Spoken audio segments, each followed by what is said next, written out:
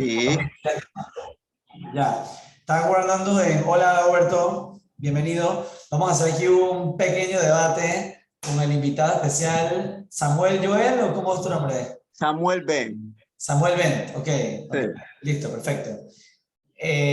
Bueno, ya, yo estoy ya conectado, estamos hablando bien, así que está grabando, estamos en Instagram Live, sin miedo al éxito. Bienvenidos a todos acá una vez más a nuestro, al pequeño programa, pero con una forma de desafío de qué es lo que queremos proponer como jóvenes para el 2024. ¿Cuál es el beneficio? ¿Cuáles son las estrategias? ¿Cuál es el poder que el pueblo quiere demandar como ciudadano?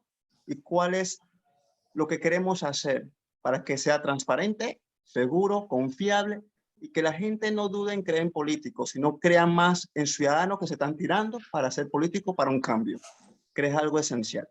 Sí. Así que quiero presentarle a mi amigo estimado, al próximo diputado de la Asamblea Legislativa, tiene que creer, Mar Atié, que está corriendo por Circuito 84, Parque Lefebvre, Juan Díaz, Don Bosco, Río Bajo y San Francisco. Soy aspirante a candidato por el nuevo partido Movimiento Otro Camino. Bueno, mi nombre es Samuel Ben, estoy aspirando también, aspirante en Colón, Barrio Norte, Barrio Sur, los 15 corregimientos en Colón del circuito 31 y libre postulación con nuestra próxima presidenta, discúlpame brother, Zuley Rodríguez. Así que, así mismo. Como los guantes. No, vamos peleando por el mismo cambio. Así que, bueno, aquí te dan todos bienvenidos y empecemos. Mi estimado Omar, más que un debate, quiero hacerte una propuesta totalmente como joven de edad. ¿Cuántos años tienes? 30. Yo tengo 32, llevo 2 años. Pero una propuesta, ¿qué es lo que tú aspiras a llegar a la Asamblea Legislativa? Excelente, excelente pregunta. Bueno, yo tengo tres principales, digamos, contextos sobre esa pregunta. El primero es que yo tengo una plataforma política sobre cada uno de los puntos importantes que creo que se deben ajustar en el país, desde una nueva constitución, hasta una propuesta anticorrupción, hasta cómo garantizarle salud pública a todos los ciudadanos. Claro. Cada uno de esos puntos. Te la compartí, de hecho yo te la compartí para que la revisaras, si querías analizar cualquiera de esos puntos. La preparé yo basado en estudios que he hecho de diferentes países, cómo están manejando estos temas. El segundo punto es de que mis dos principales puntas de lanza de propuesta, una que es que se castigue la mentira en delitos graves con 10 años de cárcel. ¿Por qué? Porque si no pueden mentir, no hay impunidad. El problema es que aquí todo el mundo miente y no pasa absolutamente nada. Y mienten en las investigaciones de corrupción. Yo te pregunto a ti, Samuel, si tú le mintieras a un agente de la FBI, ¿cuánto tiempo tú crees que demoraría que te metan preso? ¿Me entiendes? En una investigación de lo que sea, ni siquiera una vaina de corrupción. Entonces, el punto es que aquí la gente le miente al gobierno, a las investigaciones. Caso ejemplo perfecto, Rafael Guardia Jaén, que está en su casa con un arresto domiciliario, después de que en todas las investigaciones él mentía. Entonces, tú sabes, como que no hay una seriedad de que estás defalcando el Estado, estás atentando contra la seguridad de todo el país y mienten descaradamente y no hay un castigo por eso. Y la mentira es lo que hace que la mayoría de las investigaciones no terminen en nada, porque si no puedes mentir, adivina que dices la verdad y se rompe ese ciclo de todo el mundo miente y todo el mundo esconde lo que en verdad pasó. Eso es punto uno. Y el punto dos es que yo creo en que el 100% del gasto público debe ser transparente. ¿Quién se lo está gastando? ¿Cómo se lo está gastando? ¿Y por qué se lo están gastando así? Eso de que no puede ser una pena administrativa que un funcionario público no desglose el gasto público, debe ser también pena de cárcel. Entonces tienes representantes ahorita mismo que no desglosan su gasto, tienes el tema de las planillas, por ejemplo, que se supone que ahora son públicas, pero sabemos que no es como que la ley ha cambiado. O sea, a nivel legislativo son las mismas leyes que tenían la planilla, la 080, la famosa de hace como 4 años, que se gastaron 400 millones y nadie sabía. Entonces, ¿cómo puede ser que se gastan, cuánta más plata se está gastando hoy en día y nadie sabe, pero como no nos enteramos, no pasa absolutamente nada? Entonces, ese tema de que el gasto público se ejecute sin evidencia, sin fiscalización, yo entiendo que la Contraloría se supone que tiene mecanismos, pero no es suficiente porque evidentemente igual pasan por secreto y no hay penalidades. Esos dos puntos, el 100% del gasto público tiene que ser transparente y no puede haber mentiras, o sea, la mentira tiene que ser castigada muy fuertemente. Totalmente. Yo creo y estoy de acuerdo en partes, pero también debería estar de acuerdo de que lo que se está jugando en juego, lo que nos está mostrando totalmente en 5 años tras 5 años, pasado, es lo mismo. O sea, que cada partido político que llega a montarse cada 5 años es el mismo, porque recordamos siempre lo que dejaron atrás. Y ese mismo arrastre nos va a llevar al presente. ¿De qué forma?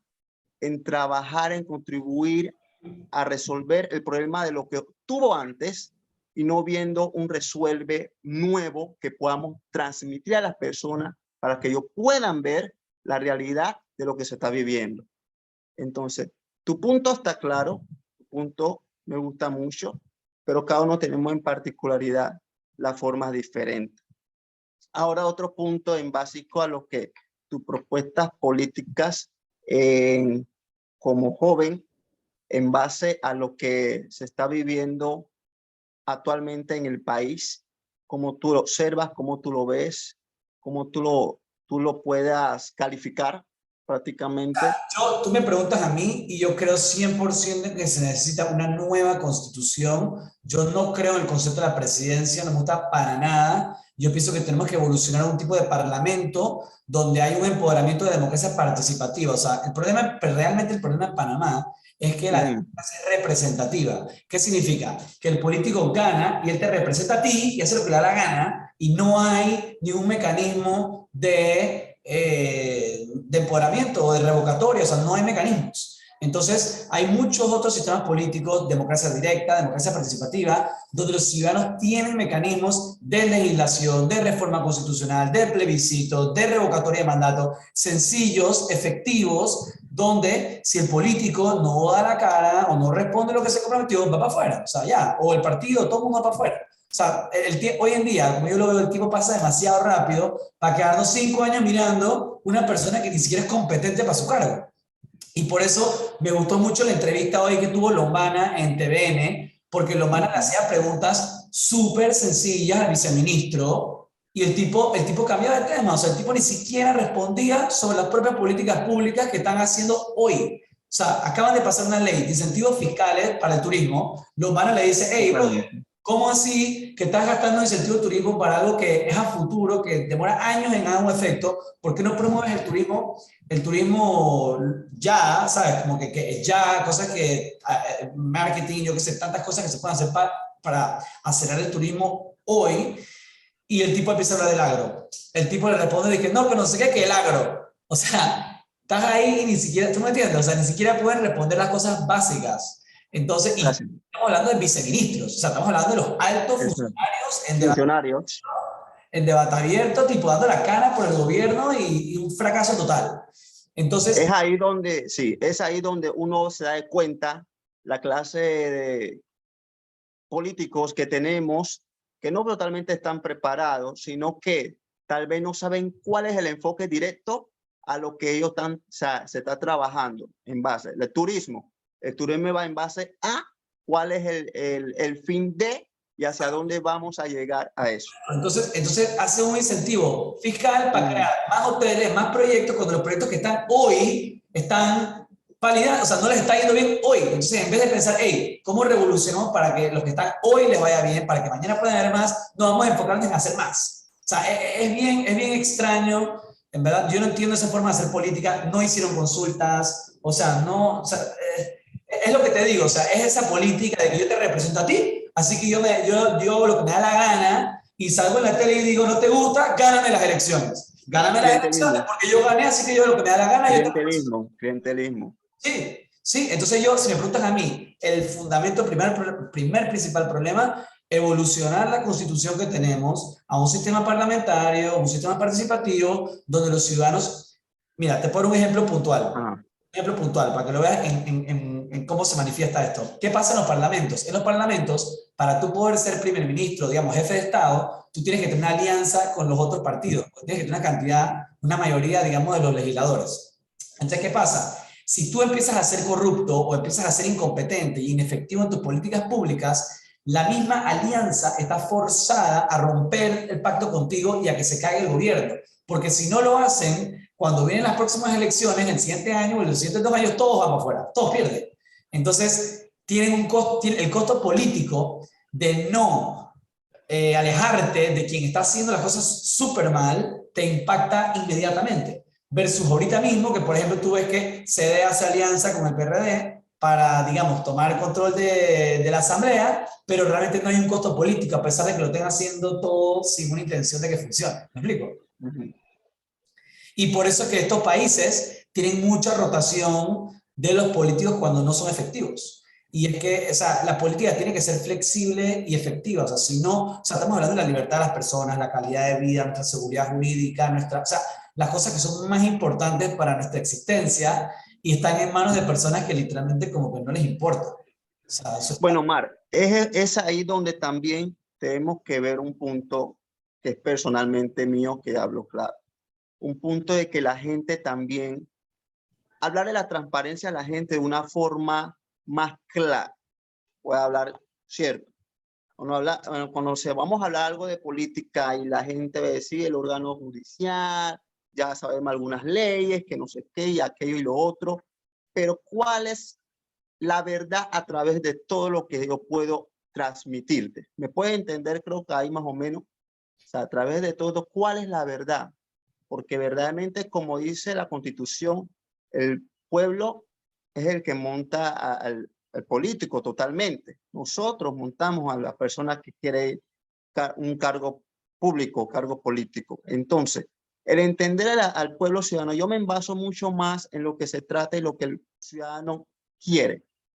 Por lo menos en mi área de Colón, circuito 3.1, estoy viendo diferentes formas, hay diferentes actividades, las diferentes partiduras de que la persona totalmente quiere ver, cuál es el cambio, qué es lo que uno puede brindarles a ellos de acuerdo a la capacidad que uno puede mostrarles para que puedan hacer las cosas claras y tener el dinamismo, porque es un dinamismo, es como una acción. Entonces, en el circuito 3.1, por ejemplo, el colonense, nosotros acá, como buen colonense, tratamos de ver un resuelve ya. Nosotros en Colón queremos, por ejemplo, un resuelve ya. ¿Tú me entiendes? Entonces, es el... Ajá. Y ahí es lo que yo le trato de enseñar a la gente y te invito a que lo hagas también. El voto de cada panameño representa más de $70.000 en gasto público. O sea, una familia de 10 personas representa un gasto público de más de $700.000.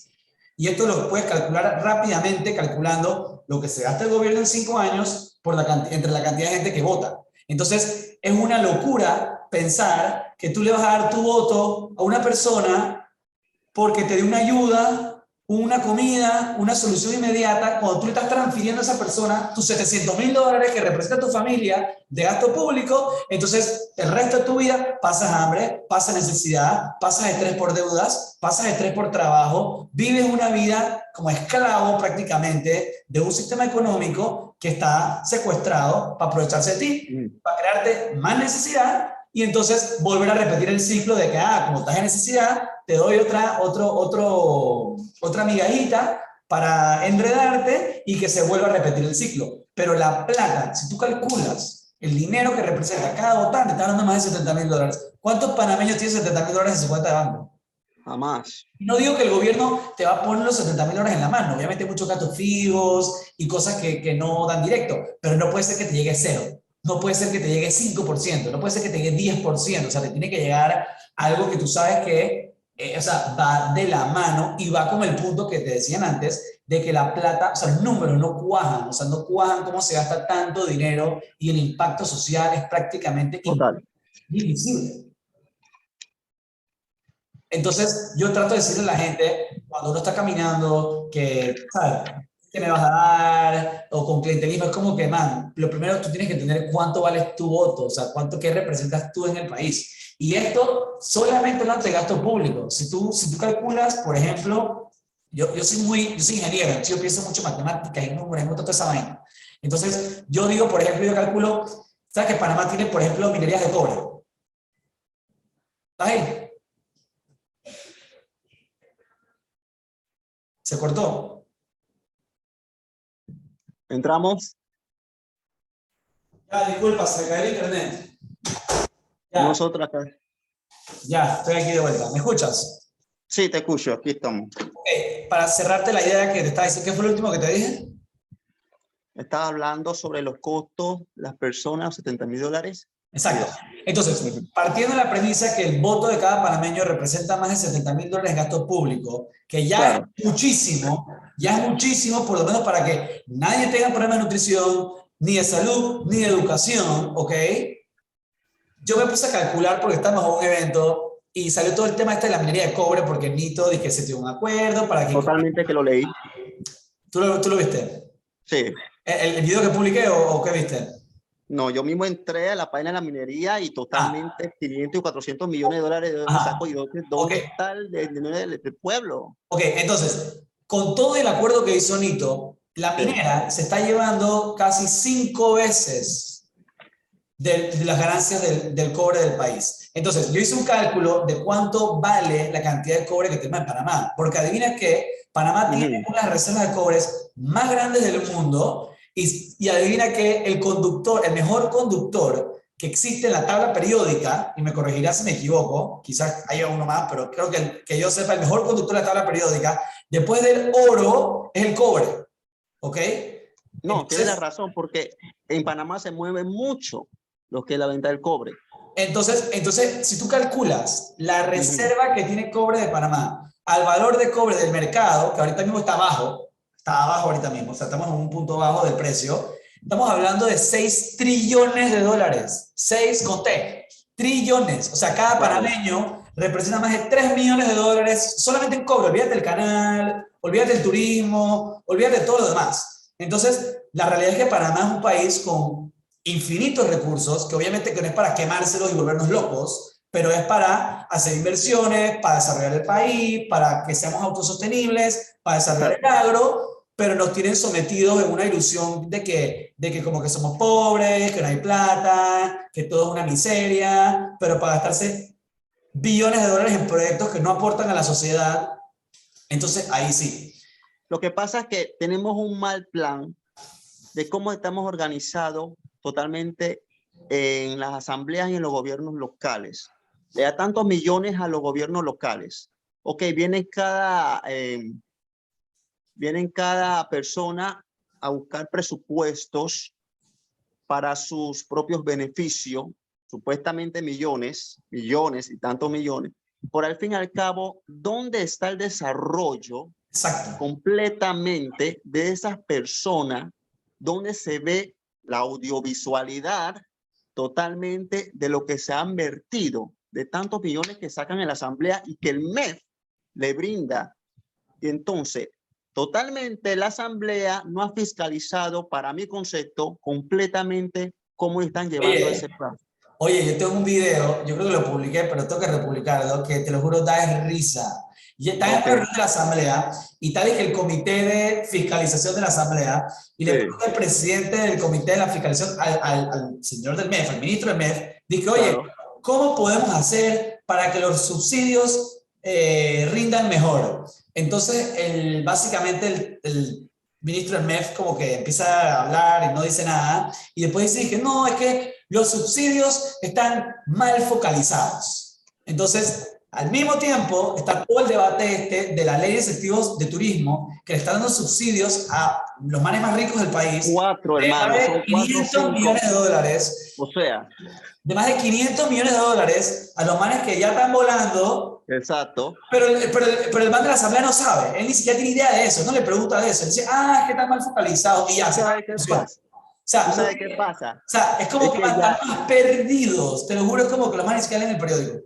¿Tú sabes qué pasa? Es que ya ellos han planificado Sí, Y sí. cuando tú hablas con un alto ejecutivo, ejemplo, presidente, y ya tú sabes que los poderes económicos de Panamá saben cómo están llevando y saben manejar los asesores del presidente para dar detalles y ensar de ver, hey, manda esto a la asamblea así, así para que nos mandan y usa tal, la etapa, ya la etapa, así. Entonces ya uno queda como que, está bien, normal, si el presidente lo mandó, vamos a aprobarlo.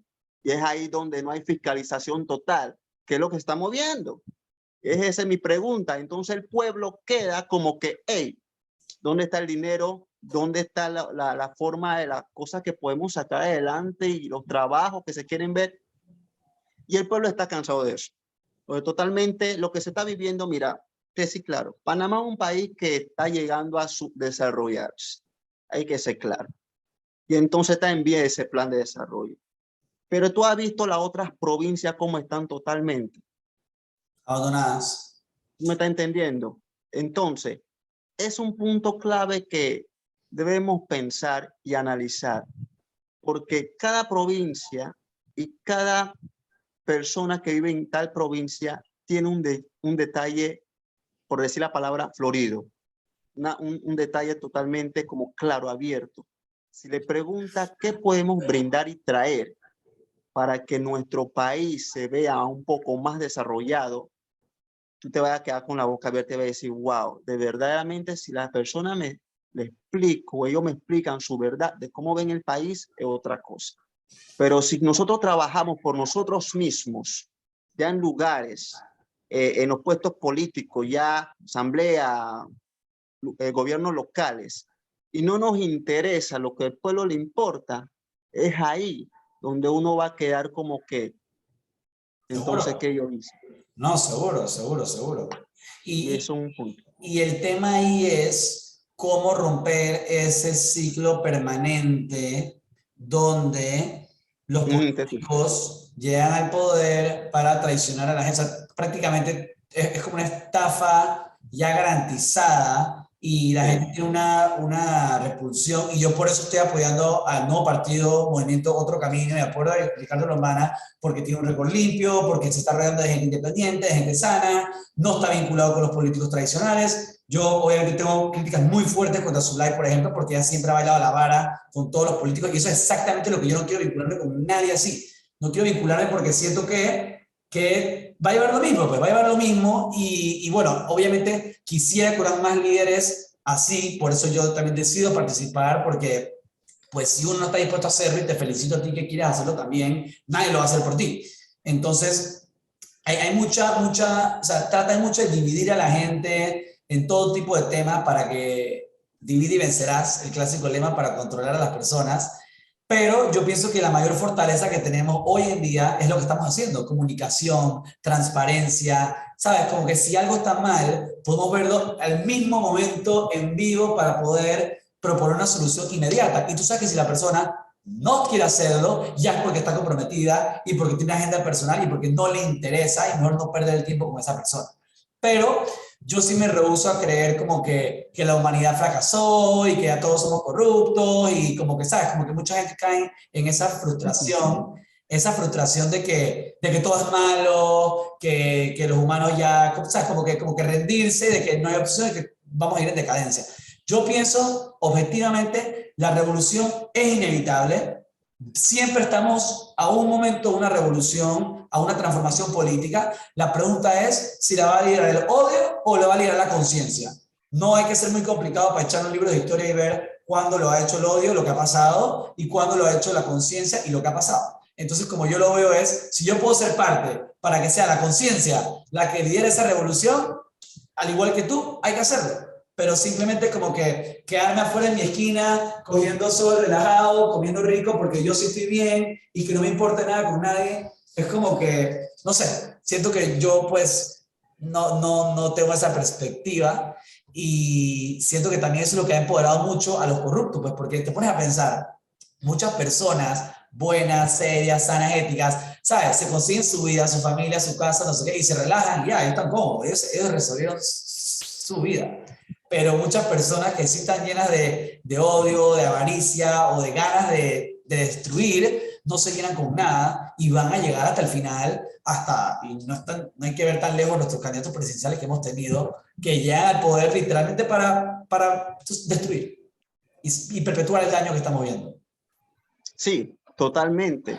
Entonces es ahí donde nosotros como personas, porque más considerablemente nos vemos con más ciudadanos, porque eso es lo que debemos enseñarle a la gente, que más que político es ciudadano, y entenderle que nosotros mismos, al llegar a un puesto político y trabajar por la comunidad, mi proyecto, mi visión, mi acción tiene que enfocado a una sola dirección. Y esa dirección es Panamá. Panamá es libre y llamada a ser soberana. Pero si yo no la hago soberana por mis propios beneficios, entonces no es un país. Porque te voy a decir algo.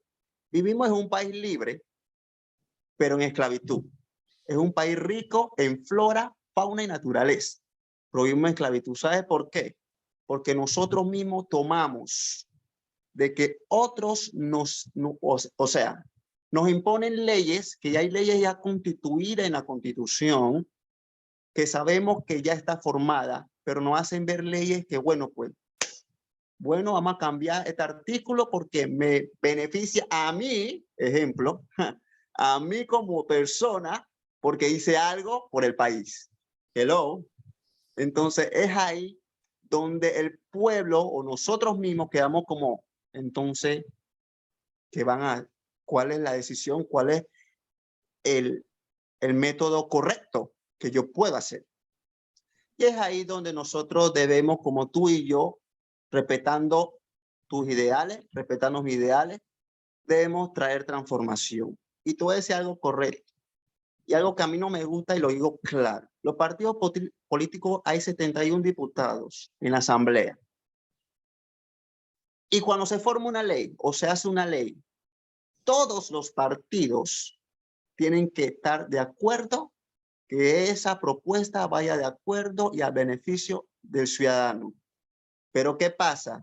Si tu partido, tú estás luchando por algo y mi partido está luchando por otra cosa y no trabajamos en conjunto, que estamos trabajando en una misma empresa, estamos reunidos juntos, entonces es ahí donde carece la división y no llegamos a un acuerdo para traer ley que vayan totalmente al país y que se haga ver y cumplir en nuestra sociedad. Es un punto clave. Así que no sé qué me tienes que decir y ahí seguimos. Lo que yo te diría es que lamentablemente los partidos lo hacen, pero para desfalcar el país. Y te pongo el ejemplo puntual. En la elección de Solís como Contralor, en menos de una semana, todos votaron por Solís para Contralor. Zulay votó por Solís para Contralor. Todos votaron. Los independientes votaron por Solís. Los únicos que no votaron por Solís fueron Juan Diego y Gabriel Silva. Todos los demás votaron por Solís para Contralor, siendo un tipo de PRD, candidato presidencial, lo más comprometido, lo menos independiente, sabes que no iba a fiscalizar nada, no fiscaliza nada, aprueba todos los gastos. O sea, una persona que el rol más importante para salvaguardar los fondos públicos, un tipo totalmente comprometido que literalmente ni siquiera responde los cuestionarios en la asamblea. O sea, el tipo ni siquiera rinde cuentas. El encargado de rendir cuentas no rinde cuentas. Pero a la hora de elegirlo, en menos de 5 días, el que firma el cheque, ahí todos los partidos votan con él. O sea, esa es una vaina que a mí en verdad me molesta mucho, porque para poner al tipo que firme los cheques sin fiscalizar, ahí todos están juntos. Ahí todos están de una vez. O sea, tú compras una empresa. Déjame poner mi audífono que sí. Vengo un segundo.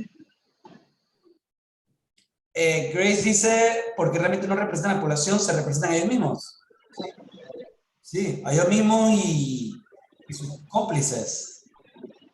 Una locura. Entonces tienen a la población apretada, la intimidad y el clientelismo para que no se forzar que voten por ellos.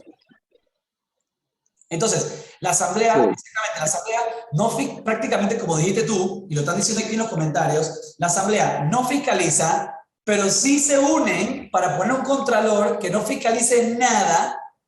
Todos los diputados de mi circuito, los 5 votaron por Solís para contralor. Los 5 votaron por Solís Pero ahora que el tipo no responde cuestionarios, ahora que el tipo no fiscaliza nada, entonces nadie le rinde cuentas, nadie le echa nada en cara, es como si el tipo no existe. Entonces, son cosas que te muestran que a la hora de la hora ellos sí saben trabajar en conjunto, sí saben votar en pacto para lo que les va a beneficiar a ellos, para que les va a aprobar sus proyectos personales y su agenda de gasto público. Entonces, hacen su show de división y de toda la cosa, pero para los votos más importantes están ahí, están juntos. Correcto.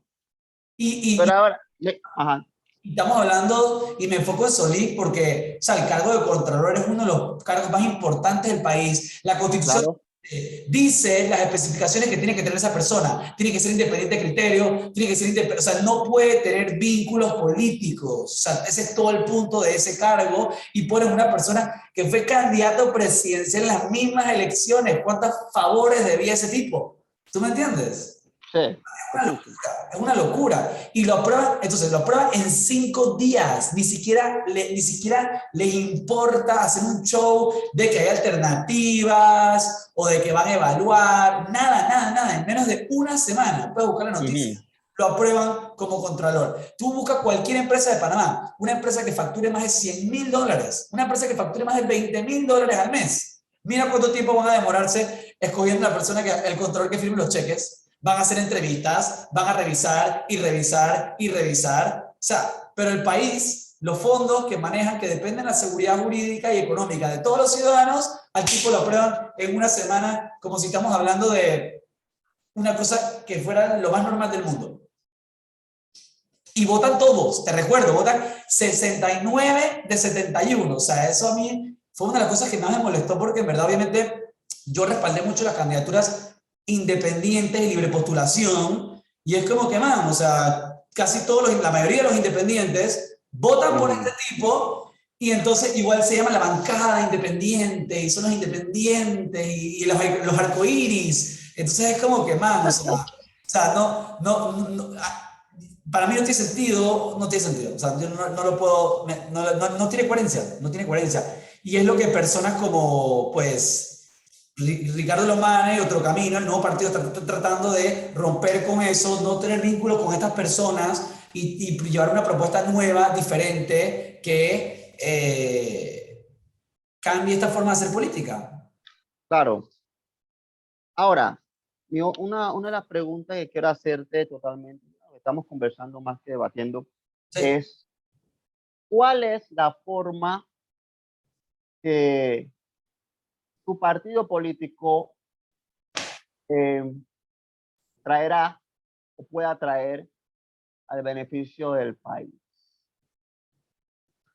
Mira, el partido político trae beneficio porque el poder se transfiere entre muchas personas. O sea, el problema no son los partidos realmente, el partido es una herramienta, es como un carro. Sí, lo puedes manejar borracho y si borracho estuviera en la calle todo el día, no podrías manejar porque te van a matar en cada semáforo. Pero eso la culpa no tiene el carro, la culpa lo tiene la persona que lo está conduciendo. Que puede haber reformas en la Constitución para darle mecanismos de empoderamiento a los ciudadanos, 100%. Pero estamos con la Constitución que estamos. O sea, ahorita mismo para poder cambiar la Constitución hay que llegar al poder y hay que tener suficiente gente para garantizar que se haga de una forma efectiva, pues. Entonces, te pongo un ejemplo. Yo, por ejemplo, yo era como un abandonado político, pues, porque no tenía ni siquiera dónde participar, porque cada lugar que iba me parecía más ridículo que el otro. Y gracias al trabajo que hizo el movimiento Otro Camino, entonces ahora tengo la oportunidad de ser un aspirante a candidato, tengo una oportunidad de trabajar con personas que en verdad lo quieren hacer diferente, de caminar, de conocer, o sea, es una cosa en verdad y yo tengo esa oportunidad, no solo yo, la tiene cualquier ciudadano que la quiera tomar y que quiera liderarlo, pero eso se habilita por el trabajo que hicieron otras personas para que ahora yo tengo esa oportunidad, o tú, o quien sea. Entonces, eso es algo que no existiría si no vas por la figura de un partido político que requirió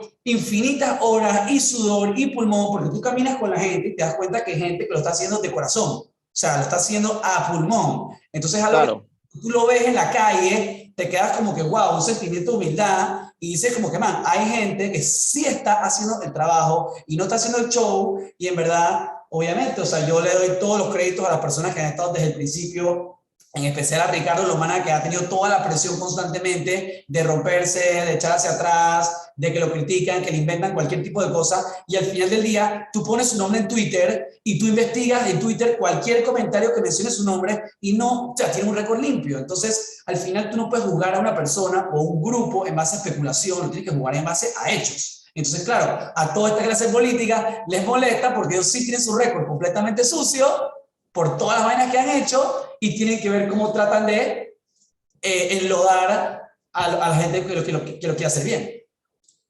Pero, Total. pero es el Ajá. partido el que te da la oportunidad de siquiera poder participar, porque si no, ¿cómo participas? O sea, la política no es para solo, la política es para en grupo, o sea, un colectivo, o sea, tú vas solo por el mundo, es horrible, o sea, y más, de por sí es horrible emprender un proyecto, imagínate en política, o sea, es una locura.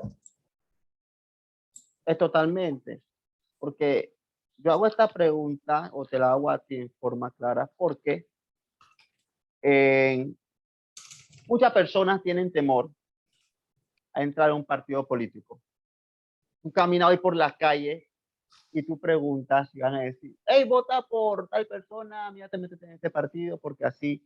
Y la gente va a decir claramente, yo no creo en partidos políticos. Yo no creo en nadie porque me han robado, han estado tomando leyes que no sean buenas.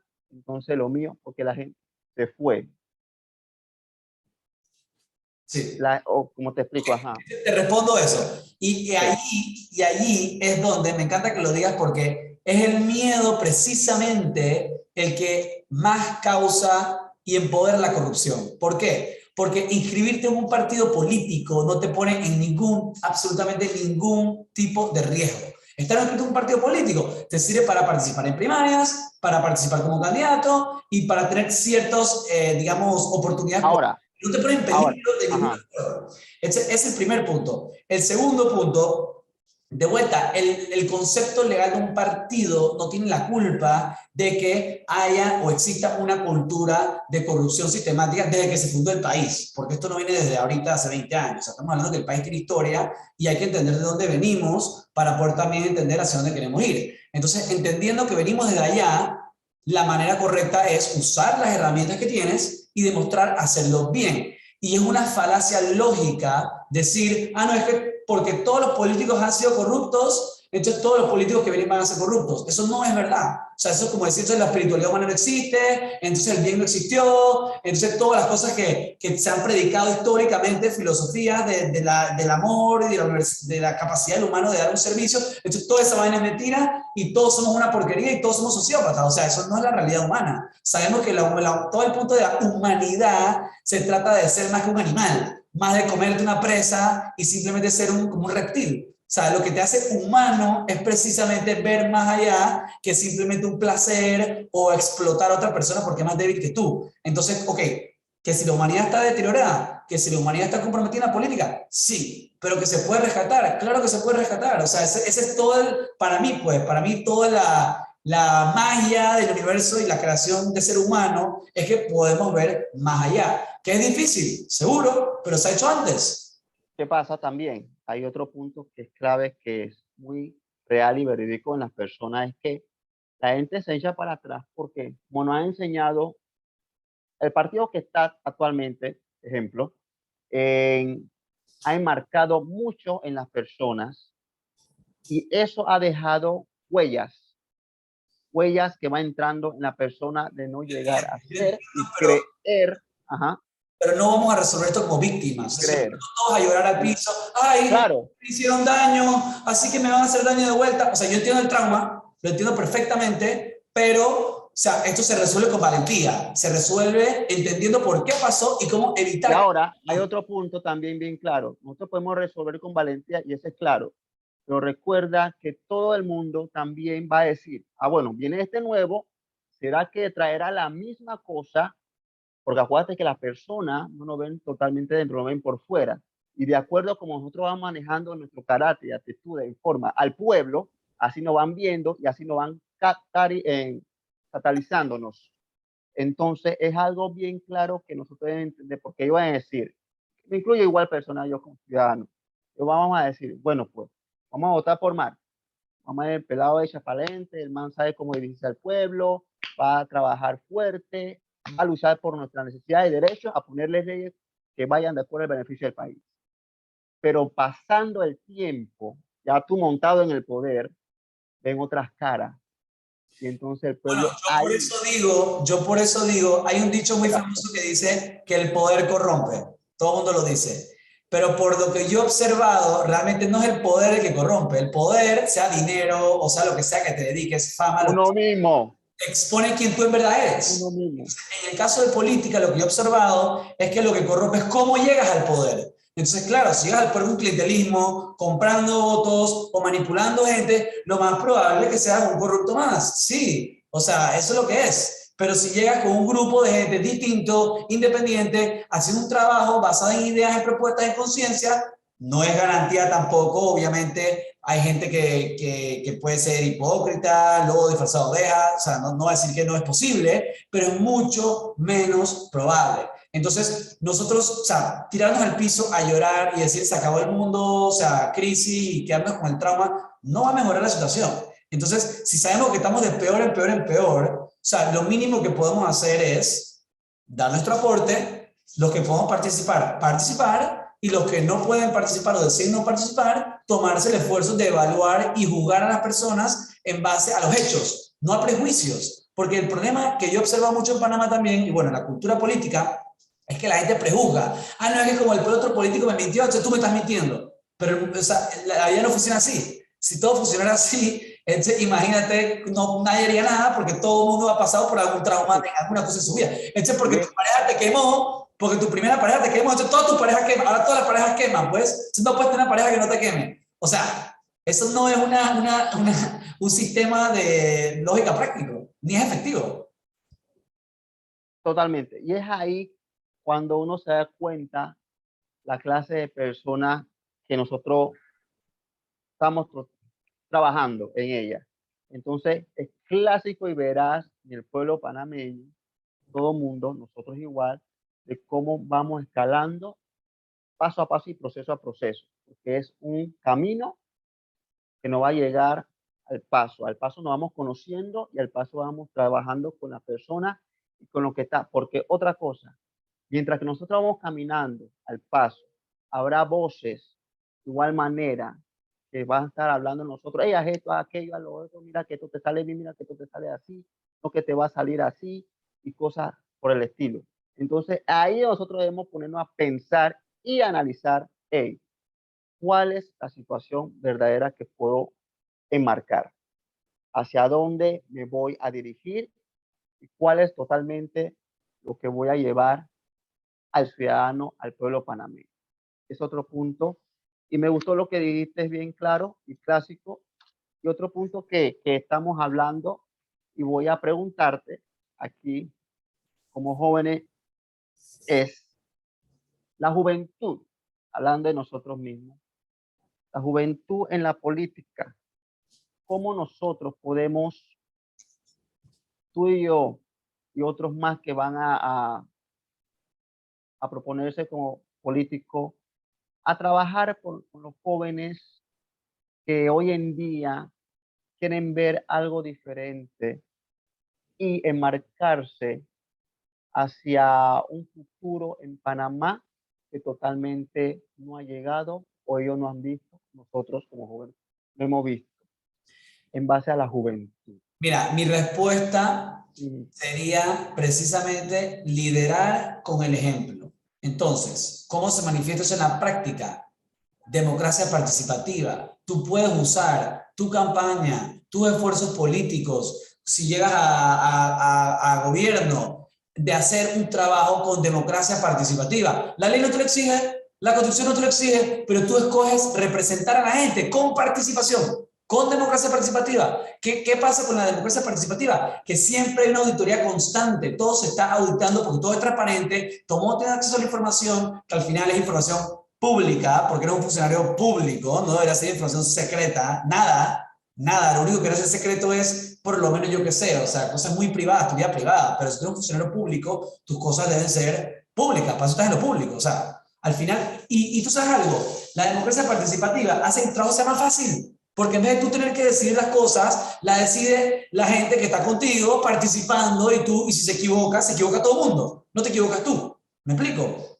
Entonces, ese cambio que debería manifestarse en la Constitución y en la ley, que sea un derecho garantizado a los ciudadanos, esa democracia participativa le da la confianza a la gente de el que quiera participar, el que quiera ver cómo están haciendo las cosas en el día a día, aquí está la información. Hoy en día tú puedes tener toda una nube, propuestas, investigaciones, todo lo que tú quieras, gasto, todo lo puedes tener en una nube para que la gente lo pueda fiscalizar. Pero obviamente tú tratas de buscar algo de algún político, no ves nada, absolutamente todo es invisible, pero porque ellos quieren que sea así. Pero tú puedes hacer tu propuesta que no sea así. Por eso es que yo, por ejemplo, yo la plataforma política que nosotros trabajamos, yo se la mando a todo el mundo, porque no es como que son mis propuestas, son las propuestas del país que se han trabajado y que si tú las apoyas, si tú las quieres usar, bendito Dios, porque significa que va a haber más personas que apoyan esas propuestas. ¿Me entiendes? O sea, para manifestar una propuesta política tiene que haber un apoyo masivo y un apoyo colectivo. Entonces, como que yo he visto que hay mucho de ese ego en política, porque, ay, es que yo propuse esta ley, ay, es que yo hice no sé qué. No, tú no estás porque tú lo hiciste, estás porque hay un grupo de gente que lo está haciendo contigo y eso es lo que hace que la política se mantenga fresca, se mantenga limpia. Y bueno, eso es lo que en verdad en muchos aspectos yo he observado que es lo que ha funcionado y es lo que funciona, es lo práctico, es lo que a la gente le da confianza y no lo puedes fakear, no lo puedes falsificar, porque si tú me mientes, si tú me escondes información, si tú me manipulas, yo me voy a dar cuenta y ya voy a saberlo para siempre que me lo estás haciendo. Entonces, es un mecanismo de que doble vía, donde los dos nos apoyamos, pero si tú me traicionas, si tú dejas de hacerlo, todos nos vamos a dar cuenta en vivo. ¿Me explico? Total. Personas como tú y yo, o cualquier joven que quiera participar, podemos estar en contacto, podemos estar apoyándonos, cualquiera que se sume a tu campaña. O sea, hoy en día, con la comunicación masiva, como lo estamos haciendo ahorita, en streaming, en todo, no hay excusa para que la información no llegue. Si hay una duda, si hay una controversia, hablemoslo, discutámoslo en público, hagamos encuestas. O sea, si algo está controversial o sensible, ¿por qué Lo que pasa es que nosotros mismos tenemos el temor de cómo las respuestas que nosotros vamos a decir sean claras y vigentes y que verdaderamente sean correctas. Porque es ahí donde nosotros, bueno, pues, ejemplo, me pongo a pensar, soy ciudadano, y digo, bueno, Marta hablando, pero yo, bueno, se está desenvolviendo, pero mi respuesta verdaderamente traerá conciencia a lo que digo yo y se hará veraz de mis palabras claras para que otros puedan entenderme. Por eso yo digo, claro, el concepto con la juventud, hablando ya sobre la juventud, es que nosotros mismos podamos tomar en cuenta y enseñarle a ellos todos los pasos y procedimientos que deben hacerse. Exacto. Imagínate, yo como nuevo en esto, yo sé que tú corriste hace años, no me equivoco, tienes experiencia, entonces yo soy nuevo en esto. Entonces, viendo el proceso y el desarrollo de las personas, cómo se está moviendo y la situación que en base, yo como joven al principio decía, wow, tengo temor, porque verás si me lanzo a hacer algo o hago una pregunta, cómo yo desarrollo mis temas, si lo estudio, pero aún así me enredo y clasifico, cómo le digo, no sé si la gente me entenderá, cómo lo dirá. Y ese es el miedo que hay que romper. Bueno, te voy a contestar eso. Y te lo contesto con lo mismo que te acabo de mencionar. ¿Qué pasa con la democracia participativa? Realmente la responsabilidad de un político no es ser el más inteligente del salón, no es el más sabio ni es el más capaz. La responsabilidad del representante, en este caso, que es una política representativa, es que tu intención se mantenga como tú dices que va a ser tu intención. Porque si tú no sabes algo, si tú no estás seguro, brother, hay infinita gente que le puedes preguntar, hay infinitos expertos, hay infinitas personas que están disponibles para que le hagas cualquier consulta y te den todo el apoyo y hagas todas las encuestas y nadie espera que lo sepas todo a la punta de tu lengua. Nadie tiene esa expectativa. Nadie, porque eso no es una expectativa real y no es ni siquiera probablemente posible. Pero lo que sí se espera es que si no estás seguro, lo digas. Si no sabes qué hacer, consultes. Si estás nervioso o tienes miedo, hey, échate para atrás, tómate tu tiempo, evalúa la situación y busca que la intención de lo que quieres, que es hacer lo correcto, que es que la gente participe, que es que se haga lo mejor que se pueda hacer, se manifieste. Y no sea como que, ah, no, voy a hacer lo que me da la gana porque es que soy yo. Que es lo que pasa ahorita. Es ahí, es ahí donde nosotros demostramos, ¿Qué me conviene? ¿Qué importa? es ahí donde nosotros demostramos la verdadera, porque la gente decía, ah, no, lo que pasa es que yo como persona hablo tal y tal y tal. Pero espérate, vamos a observar bien. Si verdaderamente era real que este man o esta chica va a hacer lo correcto, va a hacer lo esencial. Yo lo puedo poner a la palestra que pelee por mí, claro, pero verdaderamente, o sea, te lo digo esto de ejemplo por esta es la pregunta de la juventud. No todo el mundo, no toda la juventud, en cambio la juventud, tiene ese ámbito y deseo de salir a la palestra y representar, como tú dijiste, un colectivo, un grupo, representar algo que ellos quieren hacer por su comunidad. Y entonces, como tú dijiste, en prácticamente cierta parte, no encuentra el apoyo, no encuentra cómo ellos puedan trabajar eso y entonces verse como es la palabra, encerrado, para decir, encerrado en una sola pared, no abrirse a tomar las decisiones correctas que pueden. Yo creo que dijiste un punto muy clave a eso y yo creo que para que le muestre a la juventud y podamos demostrarle, mejor dicho, a la juventud, el salir adelante, el salir a la palestra, pelear por lo que quieren y deber y derecho que está en la Constitución y verse más allá, yo creo que es un punto más básico y clásico. Otro punto, yo te hacemos más de entrevista que hablando, pero estamos hablando, usted fluya. Pero bueno, uno de los puntos que a mí ya como persona me interesa saber es, y creo que todo sea parte, es la familia. Uno de los puntos clásicos, la familia es algo que en nuestro país hay muchos estereotipos, hay muchas ideologías y con respeto a todo lo que verán esto, lo digo, respeto a todas las ideologías de todos. Y entonces, ¿cómo tú ves, Mark, una ley? Vamos a ejemplo. Entras al 2024 para hacer que la familia en Panamá se haga una ley en base a lo que se pueda cumplir y todos tengamos el mismo derecho. Esa es una de mis preguntas para ti. Ok, pero específicamente, ¿a qué te refieres? ¿Me estás hablando del tema del matrimonio igualitario? No, ¿A qué te refieres? Una ley de que las familias sean todos iguales. No entiendo a qué te refieres con eso. bueno, ok. La familia en totalidad, el núcleo familiar, Okay. ¿no? El núcleo familiar, Pero, sacándole de, o sea, pero ¿cuál sería el objetivo de esa ley? Lo que no me queda claro. en base también a lo que es la ideología de género, en base a la raza, a la cristiandad, a diferentes formas. Eso es lo que queremos. O sea, es que no me queda claro. Tú dices, ¿qué pasa si mañana la Asamblea propone una ley para que la familia, ¿qué? ¿Que apruebe el matrimonio igualitario o qué? O sea, ¿cuál es Totalmente, totalmente. el En matrimonio? base a lo, exacto, pero en base a lo que se está viviendo junto como familia eh, igualitaria, pero también familia, o sea, como familia núcleo hombre y mujer, para decirte. Entiendo.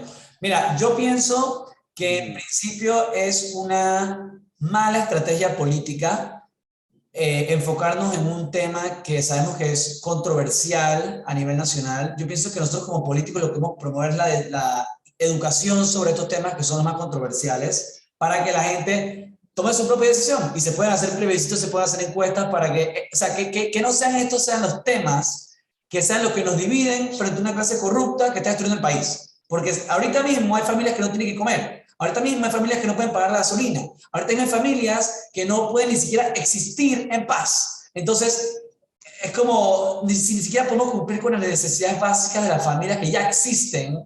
Entonces, ponernos a pelear ahorita con un tema que se usa para dividir a las personas, para que literalmente se reelijan los mismos políticos a punta de decisión, es una mala estrategia política. Obviamente entiendo el tema del matrimonio gay, yo tengo muchísimos amigos que son gay, yo creo fielmente en que no se le debe discriminar a nadie por su orientación sexual, yo creo en que debe haber un trato equitativo ante la ley para todos los ciudadanos en todos los aspectos. Entonces, desde la justicia criminal hasta la justicia civil.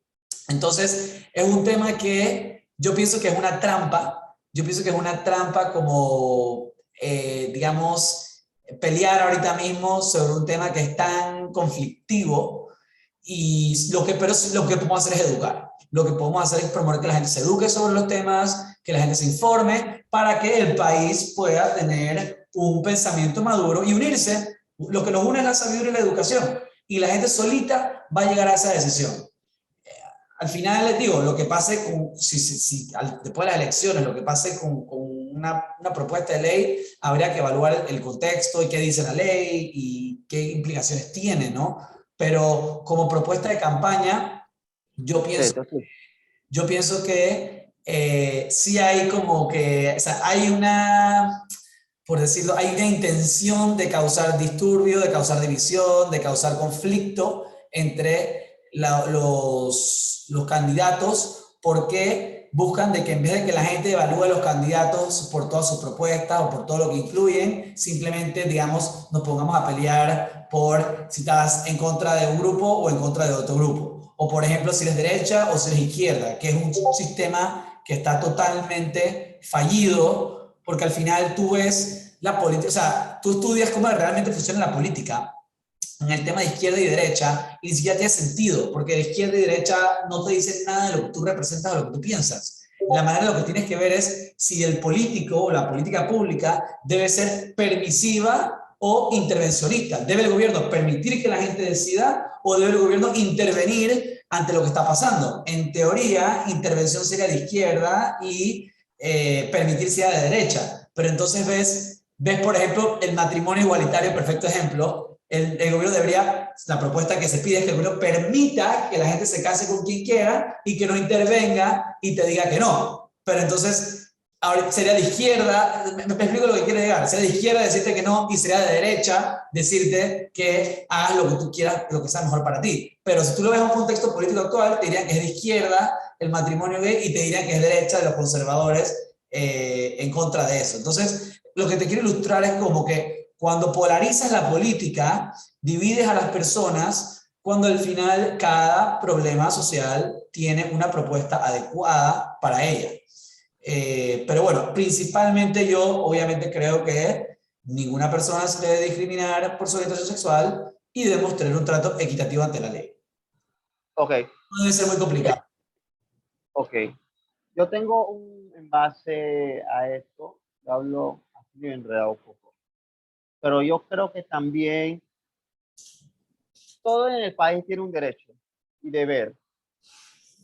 Y el derecho y el deber del ciudadano es que si yo pongo una ley, tal vez el grupo, y respeto esto, el grupo igualitario lo respeto totalmente, y luchamos por una sola ley que vaya en base a la familia, eso es lo que está hablando, el contexto nuclear, familiar, que vaya a ese contexto, que vaya de acuerdo al país, no importando si es matrimonio igualitario, si es conservadores, sino el contexto total. Porque mira, te voy a decir concepto. Cada uno quiere vivir por su lado, de forma, vivir tranquilo, trabajar por sus propios beneficios. Pero recuerda que hay una constitución escrita que fue en 1972, de hace muchos años. Claro, pero ahí en un paréntesis es una constitución fallida. O sea, la constitución no es efectiva y todo el mundo lo sabe. Puedes hablar con cualquier abogado y te dice que la constitución es una constitución fallida, es una constitución militar y una constitución que está hecha para suprimir los derechos de los ciudadanos. Entonces, si partimos de esa premisa, lo primero que hay que hablar es en esa nueva constitución o ese nuevo sistema jurídico que... Ahora, ¿y cuál es esa constitución que tú ves, que jurídica que tú ves? ¿Cuál Para que? explicarme un poco. ¿Cuál es esa constitución? Ah, Ujú. que ¿cómo la vería yo? ¿Cómo la quisiera ver yo? Sí. Bueno, lo que te digo, con democracia participativa, con democracia directa, con un ejecutivo que funciona en base a un parlamento, donde si los políticos no responden a los intereses de los ciudadanos, va para afuera rápido. O sea, no puede ser que hay que esperar 5 años para ver un presidente que hace lo que le da la gana, que no está en capacidad de gobernar, porque es que el man ganó con un 33%. O sea, ni siquiera tenemos segunda vuelta electoral. O sea, aquí una persona llega a jefe de Estado por 5 años sin siquiera tener la mitad del apoyo del país. O sea, es una cosa en verdad totalmente degenerada que no se ve en casi ningún país del mundo. Creo que casi, sé que la mayoría de los países tienen una segunda vuelta electoral que más del 50% Pocos países tienen esa. y nosotros todavía tenemos eso, y todavía lo tenemos. Entonces, son cosas tan básicas que si ni siquiera podemos garantizar esos derechos, la fiscalización de los recursos del país. Entonces, yo me voy a poner a pensar en lo más al fondo del detalle, cuando las cosas que sostienen ese detalle no funcionan. O sea, es un problema. Es un problema porque si no atacas la raíz de lo que tiene, del cáncer del árbol, el árbol siempre te va a tirar fruto dañado. O sea, es la realidad. Tienes que tener otro árbol que funcione y vas a ver a la cosa cambiar. Entonces, al final todo está conectado y cuando lo separamos, nos ponemos a pelear por detalles y perdemos la visión de todo el problema colectivo que se tiene que atacar en conjunto.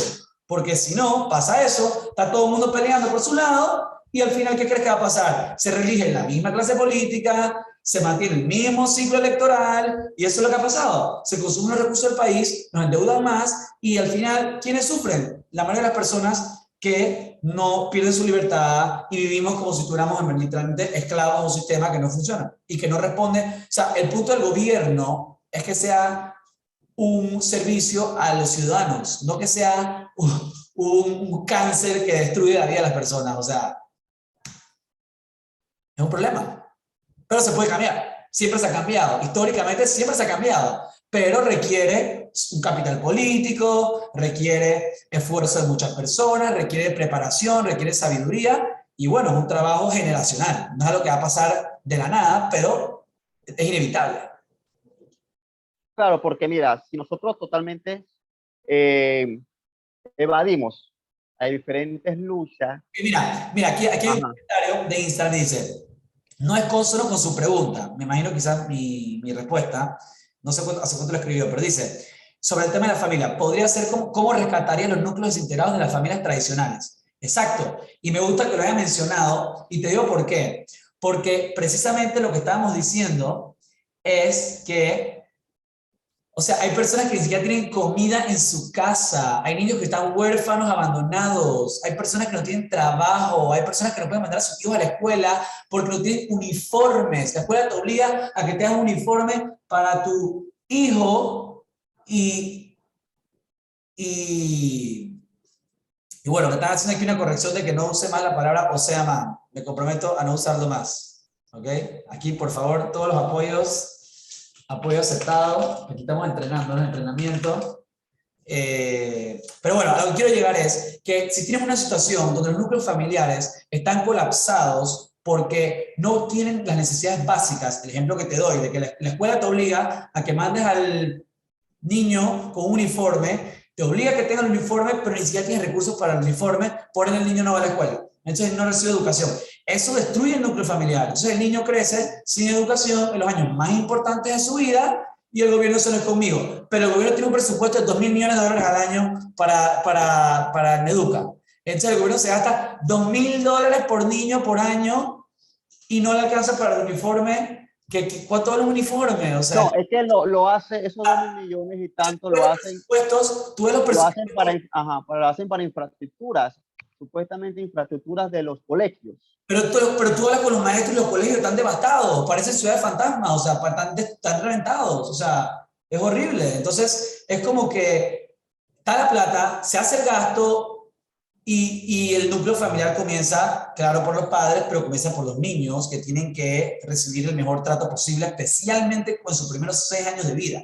Entonces, con nutrición, con educación, con seguridad. Entonces, si ni siquiera están cumpliendo esas cosas, yo te pregunto, ¿por qué? O sea, ¿por qué está pasando eso? Entonces, ahí es donde, pues, una de mis propuestas de ser electo a diputado, lo que yo quiero, una de las cosas que yo quisiera hacer es usar la curul, usar el presupuesto de la curul para tener un equipo de economistas, asesores legales y de comunicación para que desglosen exactamente qué es lo que está pasando con los fondos públicos y por qué se gasta tanta plata y no se ven ningún tipo de resultados. O sea, o sea, es impactante en verdad, es impactante porque no se ve el impacto, se ve cada vez peor, o sea, hay mayor deterioro, o sea, hay mayor gasto público cada año y el país está más deteriorado a nivel social. Entonces, pasar más leyes, sí, digo, en principio uno dice, no, paso más leyes, pero al final te regreso a las principales propuestas que te dije. Castigar la mentira en delitos graves, no puedes mentir al Estado, no puede haber corrupción, o sea, no puedes mentirle al país y salirte con la tuya feliz de la vida, y no puede ser que el gasto público no es correctamente fiscalizado. O sea, si no sabemos qué está pasando con la plata que ya gastamos, ¿qué vamos a hacer con más leyes y más proyectos si los que están ya no están funcionando? O sea, que ahí va el tema de que está todo conectado, ¿no? Sí. Bueno, totalmente en uno de los puntos, porque ya estamos entrando a educación, dice la palestra. Y entonces, como hablaste y hablo yo en base a los puntos de la familia, que es uno de los puntos clave, y junto, porque también veo ese aquí en nuestra ciudad, la pobreza, la extrema pobreza, que es algo que se está viviendo a diario y hay, lo tengo apuntado, pero lo dejé por ahí. Sí. Hay 1% de pobreza que hay en la sociedad. La pobreza. ¿Por qué te hablo de esto? Porque es algo que está a la palestra y lo que se está viviendo día tras día. Y la gente está continuamente viendo cómo ellos pueden sobresalir, sobrevivir a esto. Si llegase un nuevo gobierno, 2024, y llegase a montarse, ¿qué? Vamos a hacer un ejemplo que es tu partido, ¿no?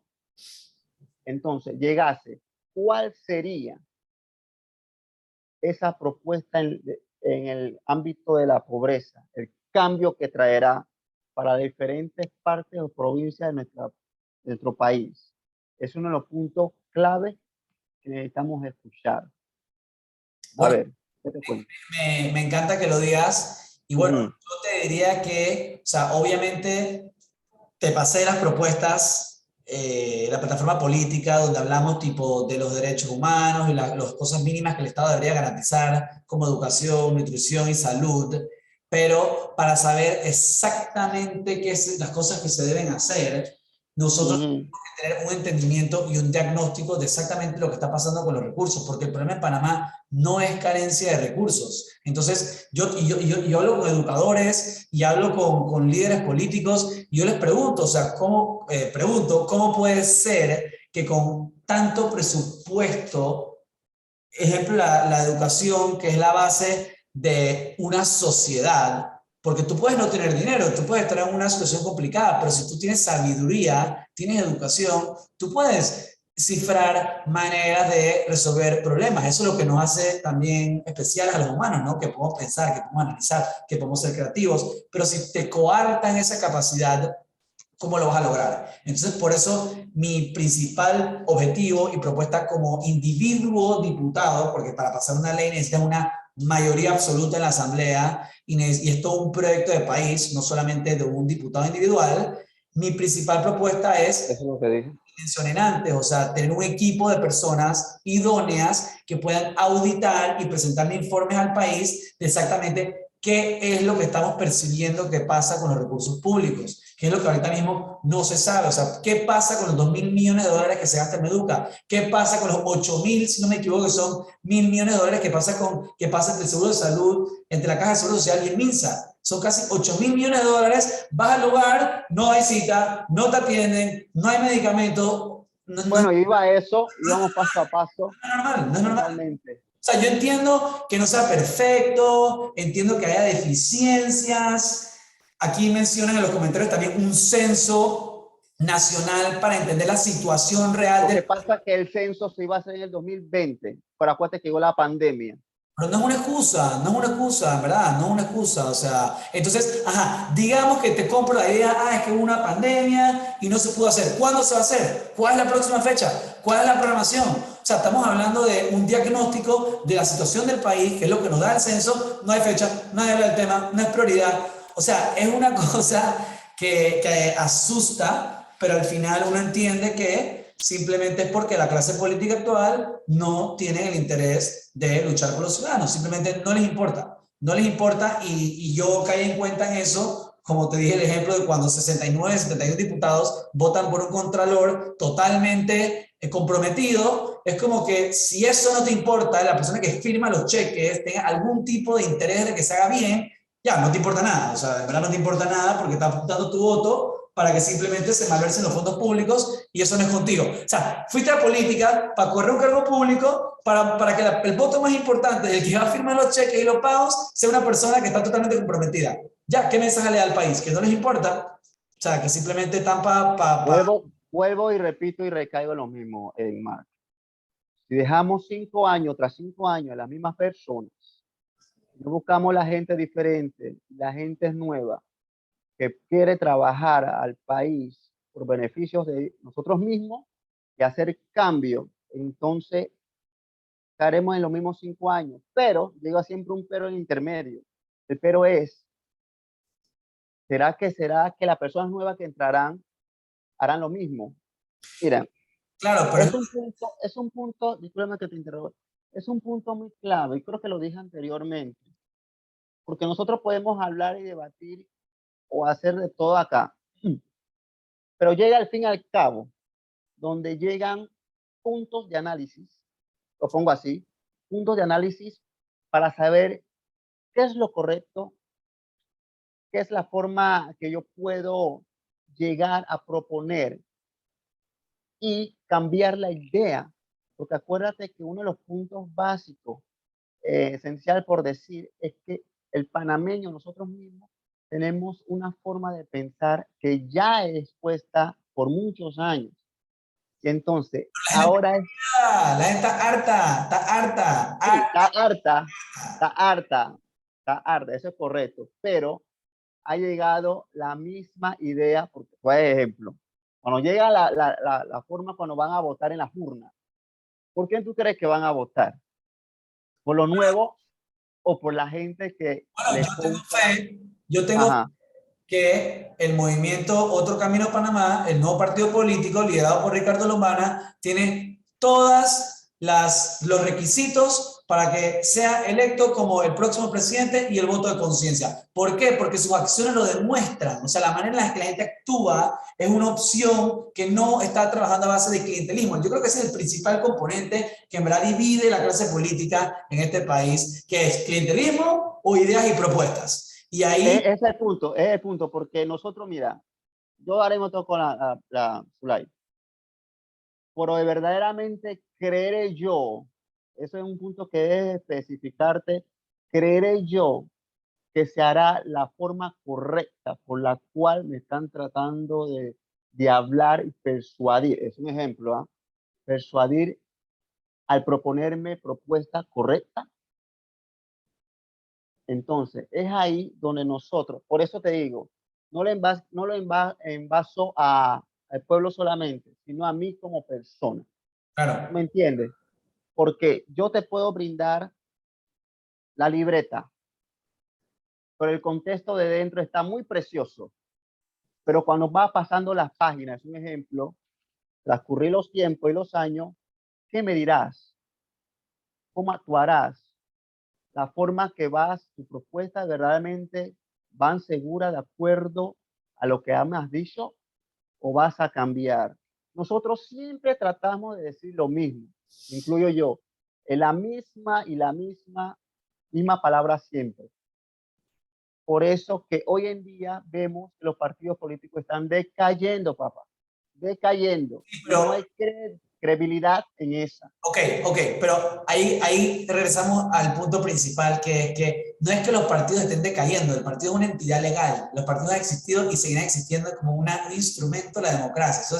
El problema no es el partido, los tradicionales están decayendo, pero los partidos con credibilidad están subiendo. Y entiendo que a la gente esté con el trauma y harto de la situación actual, pero lo último que podemos perder es nuestra capacidad de creer. Porque si perdemos la capacidad de creer, la capacidad de la esperanza, ahí estamos condenados. Y adivina qué, son los mismos corruptos, los mismos que nos tienen sometidos, los que quieren que perdamos la esperanza. Porque los que se benefician de que no hay esperanza y que ellos se mantengan en el poder, suprimiéndonos y destruyendo los recursos, son ellos. Entonces, ¿qué es lo que podemos hacer? Yo no digo que hay que creer ciegamente o que hay que hacer lo que yo digo porque lo digo solamente, sino evaluar objetivamente, en base a las evidencias, en base a las acciones, y tener el debate y discutirlo. Y si tú puedes demostrar, tú puedes analizar la trayectoria de las diferentes personas y te darás cuenta quién es quién. Pero sí hay una cultura de mochinche, de inventar, de tratar de difamar, sin realmente basada en hechos. Entonces, eso es lo que también contamina la discusión política, y por eso que yo trato siempre de llevar un debate informado y que de las cosas se traten de hechos. Porque lo que te digo, o sea, si caemos en falacias lógicas, que es decir, es que como los partidos han sido malos, todos los partidos son malos, o sea, eso no es un argumento lógico, no estamos siendo racionales, estamos siendo irracionales. Entonces, entiendo que en el momento de la emoción uno puede ser irracional, pero tenemos que respirar, calmarnos y entender, buscar una decisión racional, porque es la única forma, o sea, la razón y el sentimiento tienen que estar alineados. Si no somos coherentes, es imposible que encontremos una solución. Totalmente. Entonces, ese es el punto clave. Ahora, para sacar un poco esto, hay algunas preguntas que las personas quieren decir. Yo sé que no tengo acá, pero no sé si tú lo tienes. Yo no sé, yo estoy viendo acá unas en Instagram, algunos comentarios. Comenta Grace, nos han robado tanto que nos robaron la credibilidad. Y sí, mucha gente, yo he conocido gente que me dice, mira, yo tengo 75 años y no me importa la política porque ya me quedan 15 años más y no me importa. Pero al final, como dices tú, los jóvenes no. Los jóvenes tenemos 80, 90, 70 años más que vamos a estar vivos y nos vamos a quedar, ay no, es que siempre ha sido malo, así que no voy a hacer nada. No, o sea, no es una opción simplemente ignorar el elefante gigante en el cuarto que está ocupando todo el espacio y que al final, mira, si tú realmente aceptas que tu voto y tu valor electoral solamente con el presupuesto actual vale más de $70,000, le meterías a política por lo menos 20 minutos al día. Por lo menos para entender qué está pasando y quiénes son las opciones que se van presentando, porque no es tan fácil como abrir un periódico y entender, o sea, hay que dar un seguimiento para que ese cambio se pueda dar. Otros comentarios aquí, creemos en las acciones, en la coherencia de lo que dice con lo que se hace. El movimiento Otro Camino se ha formado verdaderamente sin clientelismo, con voluntarios honestos que buscan lo mejor para nuestro país. O sea, yo te lo digo porque yo he caminado con ellos. Si tú no te has dado la oportunidad, ve a algún evento. Ellos fueron a Colón. De hecho, creo, si no me equivoco, Ricardo, el equipo Otro Camino ha ido a Colón 2 veces en las últimas semanas. Y Sí, lo sé. por la recepción que han tenido, y cuando tú conoces a la gente y te ves la gente que está caminando, te das cuenta que no es que Ricardo Lomana se levantó un día y decidió como que todo esto, o sea, esto es un proceso que ha llevado mucho esfuerzo de muchas personas comprometidas con la fe de que, ¿sabes qué? O sea, el otro día escuché un cuento de una señora que ella, o sea, ella literalmente no se cansa, o sea, ella está, camina y camina y camina, y es una de las personas que más ha aportado en inscripciones, en firmas, y los jóvenes cansados de que, ay, vamos a seguir hoy, y la señora le dice, man, si yo que tengo 70 años puedo seguir caminando, tú que tienes 25 también puedes seguir caminando. Entonces están los abuelos también y las abuelas que están haciendo el trabajo, y nosotros nos vamos a quedar achantados de que, ay, no, tengo toda la juventud, tengo toda la vitalidad, pero no es conmigo. Adivina que el más afectado somos nosotros. Los que más tiempo vamos a depender de la situación actual somos nosotros. Entonces, sí, los jóvenes definitivamente tienen una significativa parte de responsabilidad de prepararse, de educarse, de participar, porque hay un dicho que dice, si tú no haces por ti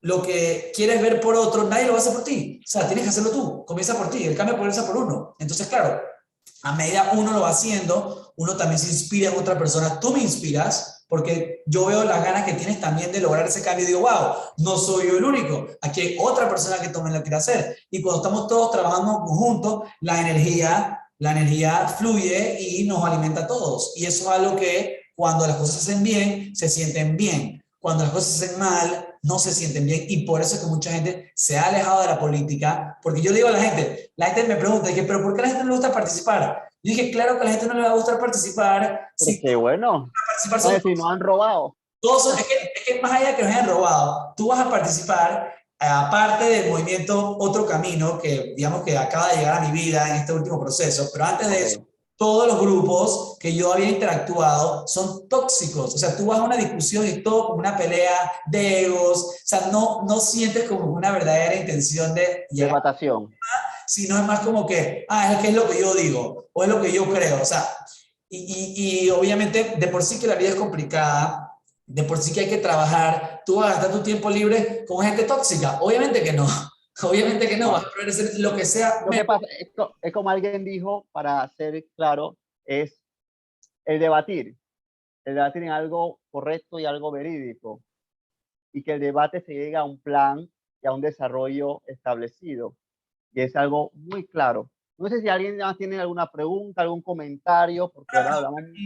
Sí, también. Ya tiene No otra. veo Acá sí. pregunta Javi, Mark, ¿crees venir campaña sucia de desprestigio en esta vuelta? Yo pienso que definitivamente va a haber campaña sucia, simplemente porque cuando acorralas a un gato tóxico, el gato tóxico va a tirar uñar, pero al final eso no va a caminar, porque la ventaja de hoy en día es que como hay comunicación masiva, como hay redes sociales, cualquier acusación se puede desmentir rápidamente. Entonces, ojo, campaña sucia no significa criticar a alguien por hechos reales, eso es campaña negativa y es válido. Es importante ilustrar quién es la persona que tienes enfrente con hechos probables. Campaña sucia es inventar cosas que son mentiras simplemente para difamar, calumniar y tratar de, digamos, tomar una ventaja sucia, precisamente, ¿no? Yo creo que las campañas, diste un punto clave ahí en la parte, las campañas siempre seguirán. ¿Por qué? Porque hay un camino que todo el mundo quiere llegar. Y todo el mundo quiere llegar al puesto. Y para llegar a ese puesto, vamos a buscar la estrategia, sea buenas o malas, para llegar a la posición que quiere, ¿verdad? Entonces, yo creo que es uno de los puntos también clave. Ahora, otro de los puntos que me gustaría que conversemos y debatemos un poco es la educación. La educación en los puntos que tú escuchas a los diputados, presidentes, legisladores, gobiernos locales sobre la educación, y la educación algo esencial que debemos verificar y mirar al país, porque eso es lo que va a abrir puerta a un futuro de muchas formas en el pueblo ciudadano de toda clase de las provincias. Yo creo que me compartiéramos un poco sobre la educación. ¿Qué piensa la educación Bueno, ahora? ¿Qué brindarás tú? ¿Qué brindarás tú si llegases al 2024 a la educación? ok, esa pregunta te la contesto con dos puntos principales. El Ok. primero, yo sé que ya lo he mencionado, pero hay que volver a mencionarlo, que es el tema de las auditorías y el entendimiento de qué está pasando con los recursos que se destinan al Meduca, porque Mm, quizás no sean suficientes, pero son significativos. O sea, estamos hablando de 2.000 millones de dólares que pareciera no rinden prácticamente. Sí, perdón, dale, ya no te preocupes. que no rinden. Uno. Dos, mira, algo que como te lo mencionaba antes, nosotros no tenemos que inventar la rueda en la política pública. O sea, veamos lo que están haciendo los países más desarrollados en los programas de educación. En Panamá no Dale. se han actualizado los programas de educación en las últimas décadas. O sea, seguimos con el mismo sistema donde al niño de primer grado de la escuela le ponen exámenes, lo frustran y lo deprimen en muchos aspectos porque no pasó el examen. Cuando vemos otros países que no ponen exámenes hasta quinto grado de la escuela, en Japón, por ejemplo, o en los países europeos, porque son edades donde el niño tiene que desarrollar su autoestima, su creatividad, sus modales, su ética, sus valores, su convivio social, las actividades que te hacen humano, más allá de la parte académica. La parte académica, si uno es saludable, uno puede aprender la parte académica efectivamente, tienes suficientes años para crecer y desarrollar tu parte académica para que te empiecen a prácticamente azotar desde los 6, 5 años con una academia que al final muchas personas terminan bastante afectadas y no es efectivo. O sea, las últimas pruebas que hemos sacado cada vez no, salimos peor y es lo mismo, pues, o sea, podemos emular los países que lo están haciendo bien, que son efectivos. Sabemos países como Finlandia, Japón, muchos países europeos que lo están haciendo y básicamente el principal cambio es que es una educación mucho más enfocada en el amor individual, o sea, que el individuo se sienta empoderado y se sienta sano para tomar la trayectoria de vida que él considere que sea mejor y adopte la academia que se le presente. No simplemente como que tratar de filtrar a la gente y decir, ah, no, es que tú no eres bueno, fracasado, fracasado. O sea, hay una imagen, la clásica imagen que te muestran, que ponen un árbol y ponen varios animales, ponen un mono, un pez, un elefante y un tigre, y te dicen que, bueno, ¿quién sube el árbol más rápido? Como que, o sea, cada animal es distinto, tiene una aptitud distinta, tiene capacidad distinta, cada individuo es diferente, tiene fortalezas y debilidades, y que tú lo pongas a todos competir, apenas tienen la capacidad de hablar y empezar a decir si es un fracasado o no, ¿sabes? Es una cosa que está obsoleta, o sea, es literalmente obsoleta, o sea, eso no es lo que hacen los países exitosos, y nosotros lo seguimos haciendo. Y bueno, ni hablar de las auditorías con el tema de los educadores y la efectividad de los mismos, todo el sistema, cómo se maneja. Es que Entonces, es que el mismo sistema educativo, eh, para ensamblar y para salir rápido del contexto, ellos buscan la manera de zafarse de algo que la gente quiere y necesita y la tratan de como que tapar con huecos. Y es uno de los puntos, pero uno de los puntos también importantes que yo en mi forma, en concepto, es que la educación también acá, la juventud práctica. La práctica es mucho más probable, por lo menos porque la teoría es buena, muy buena, pero la práctica es algo que va a enseñar ya cuando llegas a un trabajo, cuando vas a formar, cuando llegas a crear tu negocio, tu empresa, y entonces es un punto verídico en nuestra niñez y totalmente en la juventud, como una de las plataformas digitales. Ajá, dime. hicieron unos comentarios, dice, logremos que todos los niños tengan acceso a educación temprana entre 1 a 3 años, segura y accesible para todas las familias. Lo menciona Rodi, Ujú. yo agregaría eso, o sea, hacer conciencia de los primeros 6 años del niño son los años más importantes que definen al adulto. O sea, si el niño no recibe una buena nutrición, no recibe una buena atención, el niño, su desarrollo cerebral se compromete. Entonces, es una prioridad, es una urgencia de Estado prácticamente.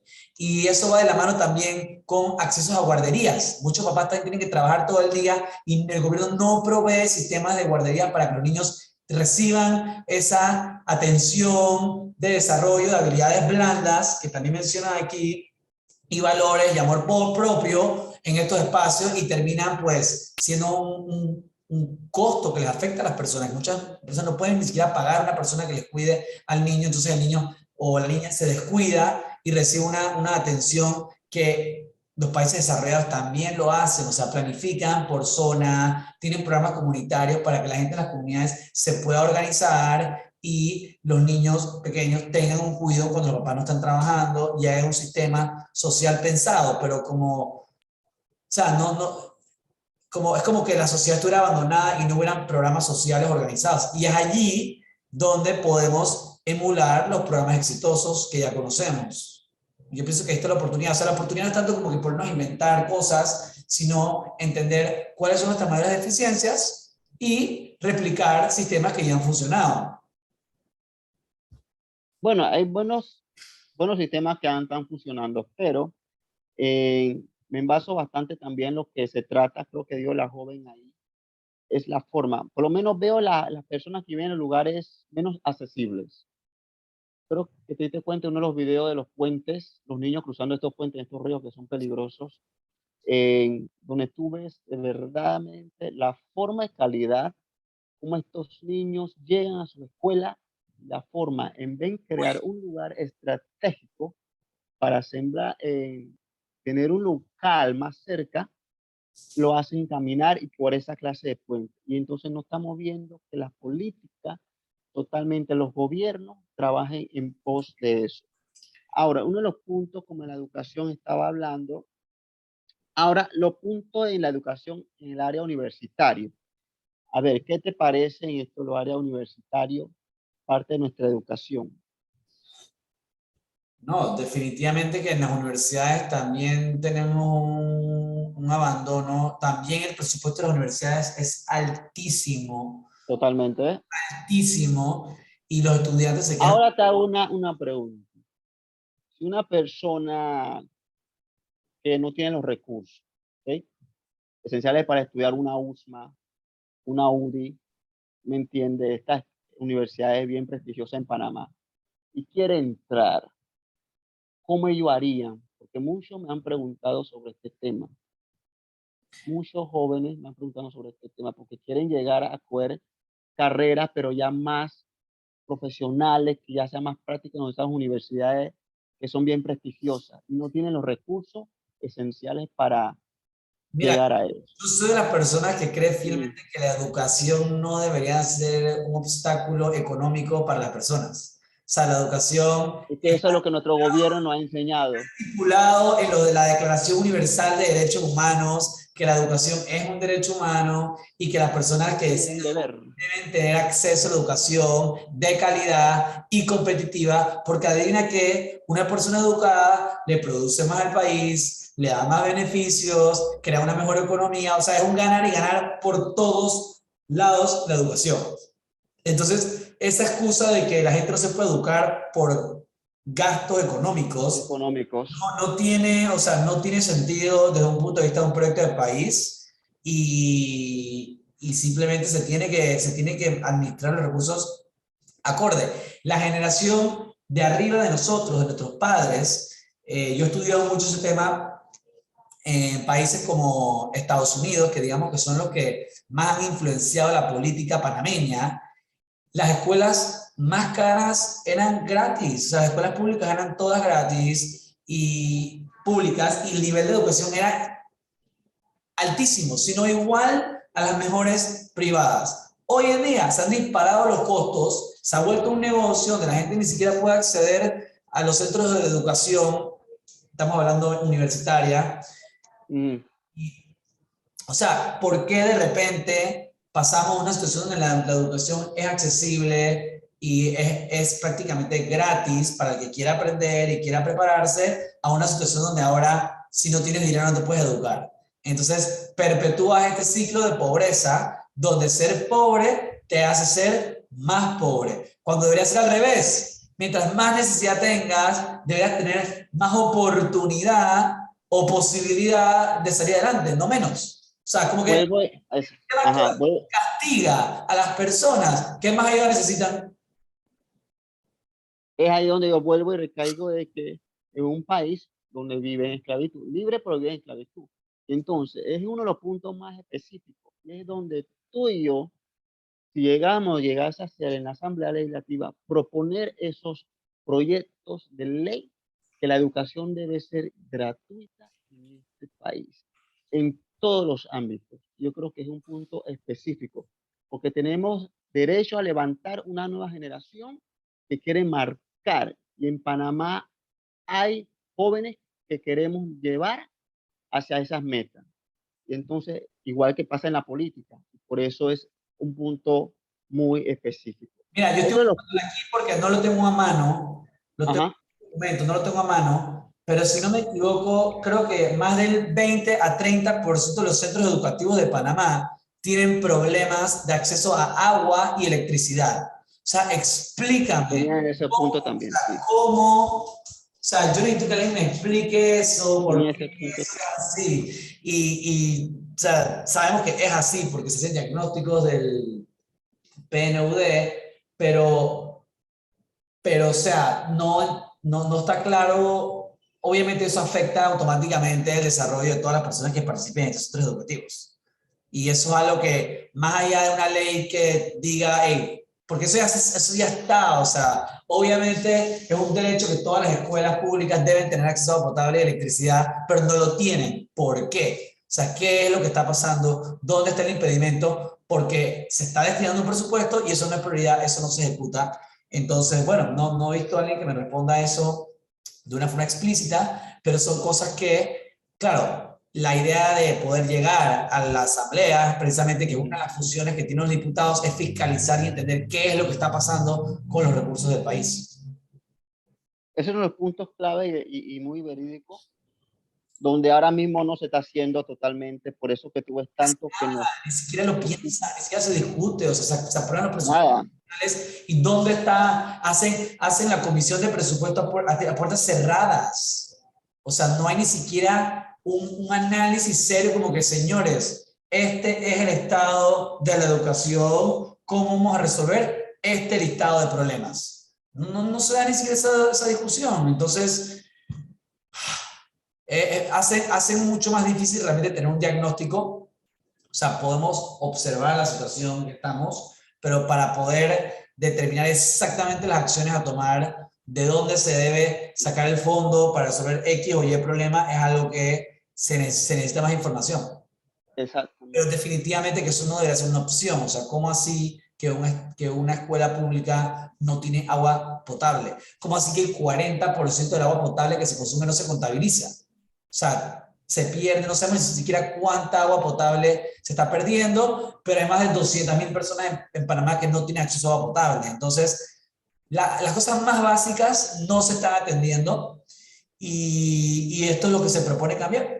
Y no lo puede hacer un individuo solo, obviamente yo no lo puedo hacer solo, pero esa es la propuesta del movimiento Otro Camino, que es una plataforma de una nueva política sin clientelismo, que incluya personas independientes. Si tú te animas o quisieras conocer más, estás 100% invitado. Estoy seguro que te recibirían con los brazos abiertos para que conozcas, para que te incorpores y veas qué es lo que hay, porque al final, lo que te digo, o sea, el problema de la libre postulación es que no es una vía de participación política sostenible. O sea, la política no es para ir por libre postulación, es para tener un grupo que encaje con tus ideales y que como colectivo actúes como una sola fuerza y cada uno se apoye uno al otro. El problema de la libre postulación es que al final se termina convirtiendo en una pelea de dinero donde tienes un tipo que tiene $100.000 en una cuenta de banco, llama a 100 activistas y le dice, hey, estoy pagando 5 palos por firma, dale, listo. Y si me empieza a alcanzar, meto 20.000 más y meto 20.000 más. Entonces, o sea, es una pelea literalmente de plata, o sea, una pelea de dinero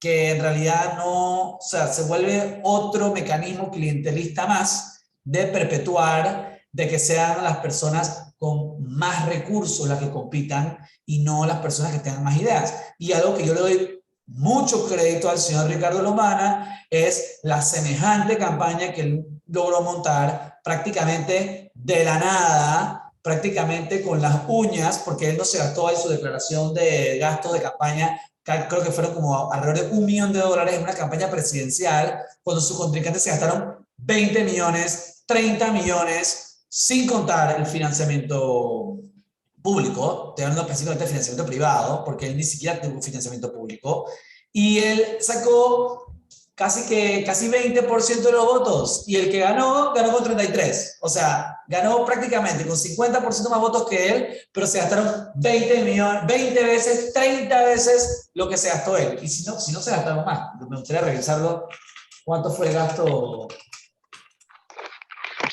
de campaña, pero o sea, son cantidades que, o sea, mira, aquí está. O sea, el gasto que sea el de las campañas en Panamá es una cosa absurda. Mira, aquí dice, se gastó Nito. Bueno, en este caso dice, Lomana 1.4 millones declarados, Nito se gastó 7.4 millones. Imagínate. Aquí está el número exacto. Martinelli en el 2009 19 millones de dólares. 19 millones. Y esto es lo que declaran en el tribunal. O sea, no tengan la menor duda de que se gastan más de lo que declaran. José Domingo Sí. Arias. José Domingo Arias en 2014, 35 millones de dólares. O sea, José Domingo Arias se gastó 35 veces lo que se gastó Ricardo Lomana en las últimas elecciones. ¿Y sacó qué? ¿Cuántos votos más sacó que él? 100.000 votos más. O sea,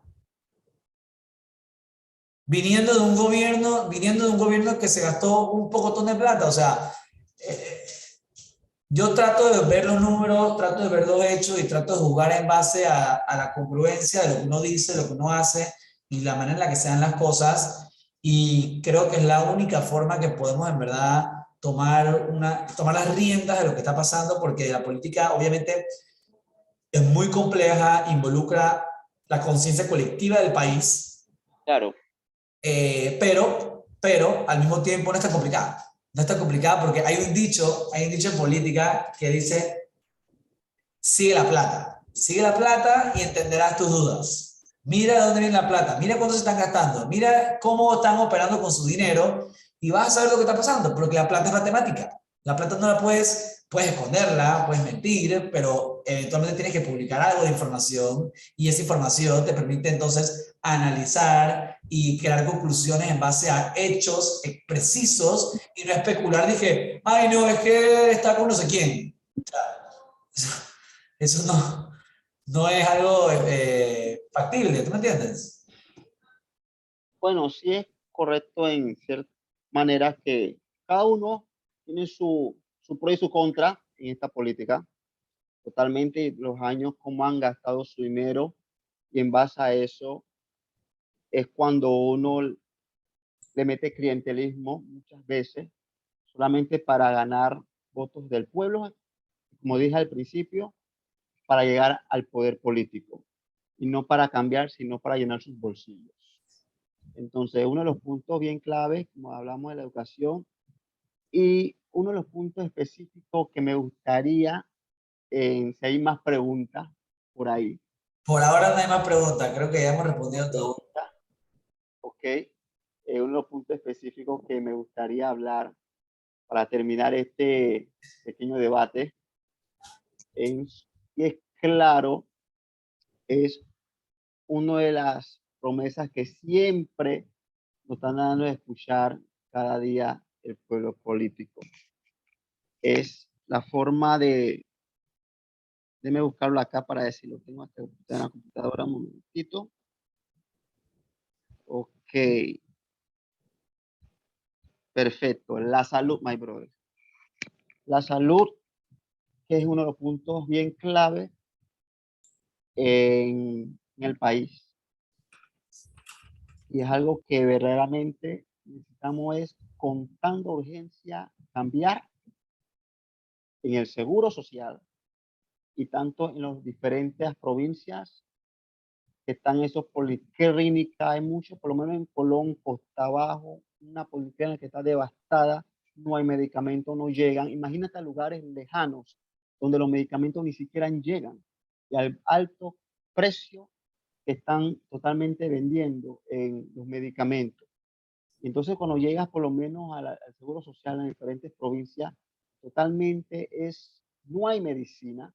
Lo que están mandando la gente la están mandando totalmente a la morgue, porque verdaderamente lo que están trabajando, lugares en hospitales, lugares, no tienen esa pasión por atender a un enfermo. Entonces ahí es donde vemos que se está debatiendo y está cayendo y están trabajando solamente por dinero, no están trabajando en base a lo que el amor brinda hacia el ciudadano, los beneficios, porque si tú haces eso también va a repercutir para ti. Y entonces es uno de los puntos bien claves que es la salud. Así que quiero saber que tú me hablas sobre este punto, mi hermano. Bueno, te comentaba que si tú sumas el gasto público total del Seguro Social y del MINSA, da por encima de los 5.000 millones de dólares. Estoy buscando el dato aquí, no lo tengo a mano, tengo que actualizar esta información, pero la última vez que lo revisé, si no me equivoco, era casi 8.000 millones de dólares. O sea, son cantidades hipersustanciales, considerando que no incluye el gasto privado. O sea, que si tú sumas el gasto privado total del país en salud, más el gasto público total en salud, te das cuenta que está entre los más altos, o sea, se compara con los países más ricos del mundo. Entonces, yo pregunto, ¿cómo puede ser que estamos gastando igual que los otros países que le garantizan salud a todos sus ciudadanos? Va al mismo tema, de que la plata se gasta, pero no se identifica cómo y por qué no rinde. Entonces, a mí me da mucha risa porque, no, o sea, una risa, pues, de no llorar, pues, de que pasan esta propuesta ahorita, de que ahora puedes el Medixol para que puedas comprar los medicamentos en la privada, que es un subsidio a la empresa privada, porque en vez de romper con los monopolios y permitir el libre mercado tanto que les gusta, pero para esto no hay libre mercado, de poder traer medicamentos que tienen registros sanitarios a nivel internacional, que compiten con mejores precios, que podamos tener producción local. Y aún bajos precios. Eso no lo permiten. Medicamentos en Colombia consiguen a 10 veces menor precio, eso no lo permiten. México igual. Ahí sí el Estado interviene para limitar los derechos de la libre negociación, y entonces tienes al PRD, que literalmente, ok, subsidio privado, ahora vamos a usar la plata del gobierno, que ahora hay sobra, para malgastarla, para pagar los medicamentos caros en la empresa privada, y sale PRD, sale Rómulo, Cambio Democrático, ok, sale Rómulo diciendo, no, es que esa propuesta era mía, se la copiaron, o sea, una propuesta horrible, que literalmente es como un desfalco al Estado, y el tipo está diciendo, esa es la propuesta que me robaron a mí, esa es la propuesta, ese es el nivel de disociación de realidad que tenemos, que el tipo se levanta de orgullo de que le robaron una propuesta que es un desfalco, es una estafa. Entonces, Martinelli, pues la otra fuerza política, analizando una por una, que entonces empieza a decir, no, criticar el tema, pero él fue presidente y él no hizo nada, él no rompió el monopolio de medicamentos, él no hizo absolutamente nada, no hay problema, probablemente se benefició, yo no sé qué habrá hecho, pero no lo resolvió. Entonces él fue presidente 5 años, tuvo control del gobierno, hacer lo que creyera que fuera mejor y no hizo nada. Entonces, ¿quién te queda? Esos son los tres poderes fácticos políticos que han existido. Te queda Movimiento Otro Camino, que bueno, Ricardo Lomana sí está hablando de romper los monopolios, sí está hablando de solventar este problema, abriendo el mercado y permitiendo una competencia justa y equiparada a la situación que existe actual. Y claro, yo también creo evidentemente que eso es lo que se tiene que hacer. Entonces, es un ejemplo más de cómo los poderes tradicionales, estas tres fuerzas políticas, que son las que nos van a presentar en el 2024, PRD, CD en alianza con panameñismo, y Ricardo Martinelli con su nuevo partido, que han tenido la oportunidad de solucionar el problema, han tenido la oportunidad de hacer propuestas dignas, y no lo hacen, o sea, no lo hacen. Todo lo que hacen es, o están orgullosos de haber respaldado la misma propuesta que nos tiene afectados, y que pues consume, como bien dice, la salud de la gente, porque adivina que si no te tomas la medicina cuando la necesitas, te enfermas más y le causas un daño económico a tu familia, a ti mismo, te vuelves una clásica historia de que muchas personas, su mayor afectación económica para endeudamiento se vuelve la salud de sus familiares. O sea, un padre de familia que hasta dónde tiene que llegar para proteger la salud de una persona que ama. Probablemente está dispuesto a darlo todo, sacrificar su negocio, sacrificar su capacidad financiera, porque, o sea, vas a dejar que la persona que amas se muera, tu hijo, tu esposa, tu padre. O sea, es un tema muy sensitivo, y precisamente se estableció que la salud es un derecho humano, porque no es justo que una empresa lucre cientos de millones de dólares al año a punta de la salud de las personas. O sea, ese es el punto del gobierno, o sea, que haya justicia y que se defiendan los intereses de los ciudadanos, no que, libre empresa, libre mercado, pero para medicamentos no. Para la salud de la gente no, ahí no. No, ahí es monopolio. Ahí no te doy permiso de que, o sea, es una cosa que en verdad te das cuenta que expone la mafiocracia que vivimos, donde al final se perpetúa el interés de un grupo que controla el poder y no realmente una agenda política, una verdadera intención, y no escuchas a ninguno de ellos hablando del tema. O sea, no escuchas al PRD hablando del tema, ninguno. No escuchas a Cambio Democrático hablando del tema, ninguno. No, ahora Martinelli, que dice que hablando del tema, pero cuando pudo hacer algo no lo hizo. Entonces, ¿con qué cara va a venir a hacer una oferta? O sea, entonces, sí, los libre postulación tampoco le creo cuenta a ninguno porque no tiene trayectoria. O sea, ahorita Zulay, o sea, tú como mencionaste, ahora que se postuló como independiente, tengo que analizar las cosas que dice, y ella siempre ha bailado la vara, y cuando puede estar con Benicio y sobándole la espalda y estar bailándole encima, ahí sí. Cuando no hace lo que quiere, entonces se pone a atacar. Entonces es doble cara, pues no es consistente. Entonces el problema principal en la política es cuando alguien no es consistente, cuando alguien es doble cara, ya no sirve. No sirve en política si eres doble cara, no sirves. Y eso es lo que, la razón que yo le tengo tanto respeto a el movimiento Otro Camino, porque en verdad todo el trabajo que han hecho desde que comenzaron ha sido congruente. ¿Cómo se va a dar cuando lleguemos al gobierno? Espero que sea de la mejor forma. Pero obviamente, pero yo considero que lo responsable es darle las oportunidades a las personas que lo están haciendo bien, tienen mucho más chance de hacerlo lo mejor posible que personas que ya te han demostrado que lo están haciendo mal. Así que espero que aceptes la invitación por lo menos de venir a un evento y conozcas el grupo. En verdad el partido está bien cool. Voy a ver. No hay, o sea, las puertas están abiertas, o sea, la idea, muchas personas están postulando independientes, están postulando en el partido. Obviamente la idea es respaldar al partido. Va un secreto que ha venido a mi pensamiento y creo que lo he dicho en los live o los estados que he montado. Y lo he dicho a varias gente. Y vuelvo y recaigo. 5 años lo mismo queremos. No. Pero para hacer el cambio, nosotros debemos olvidar lo que olvidamos pasado y traer transformación nuevo, como dije al principio, nueva institución, nuevo sistema, para que la gente y nosotros, como todo el pueblo panameño, seamos beneficiados para un bien. Yo creo que, por eso digo, y viviendo el presente y mirando al futuro con nuevas visiones, llegaremos a lograr un Panamá que marcará, no solamente en Centroamérica, sino marcará en el mundo.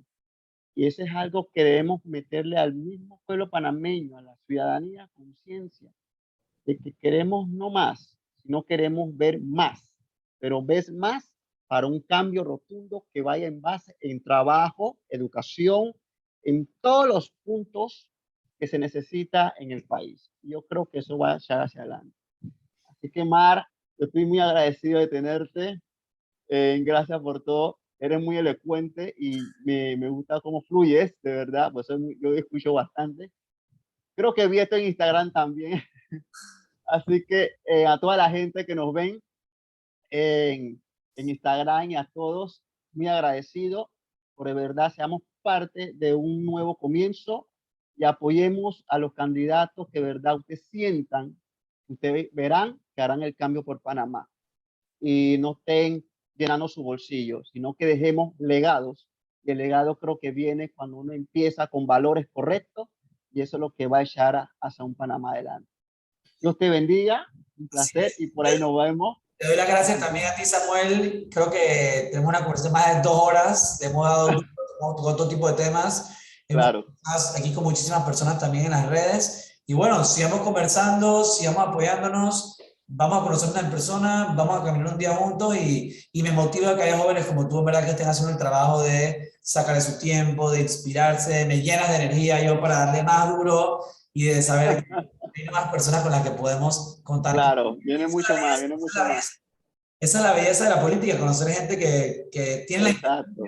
porque podemos estar en desacuerdo quizás en ideas, quizás en propuestas, Exacto. pero tenemos la misma intención de resolver los problemas, de haber un servicio. Y esa fue mi conclusión, en verdad, en política, pues que el problema no es tanto un problema intelectual, es un problema de intención, un problema de intención, de que si la persona no tiene la intención, nada de lo que haga va a funcionar, todo va a salir mal. Totalmente.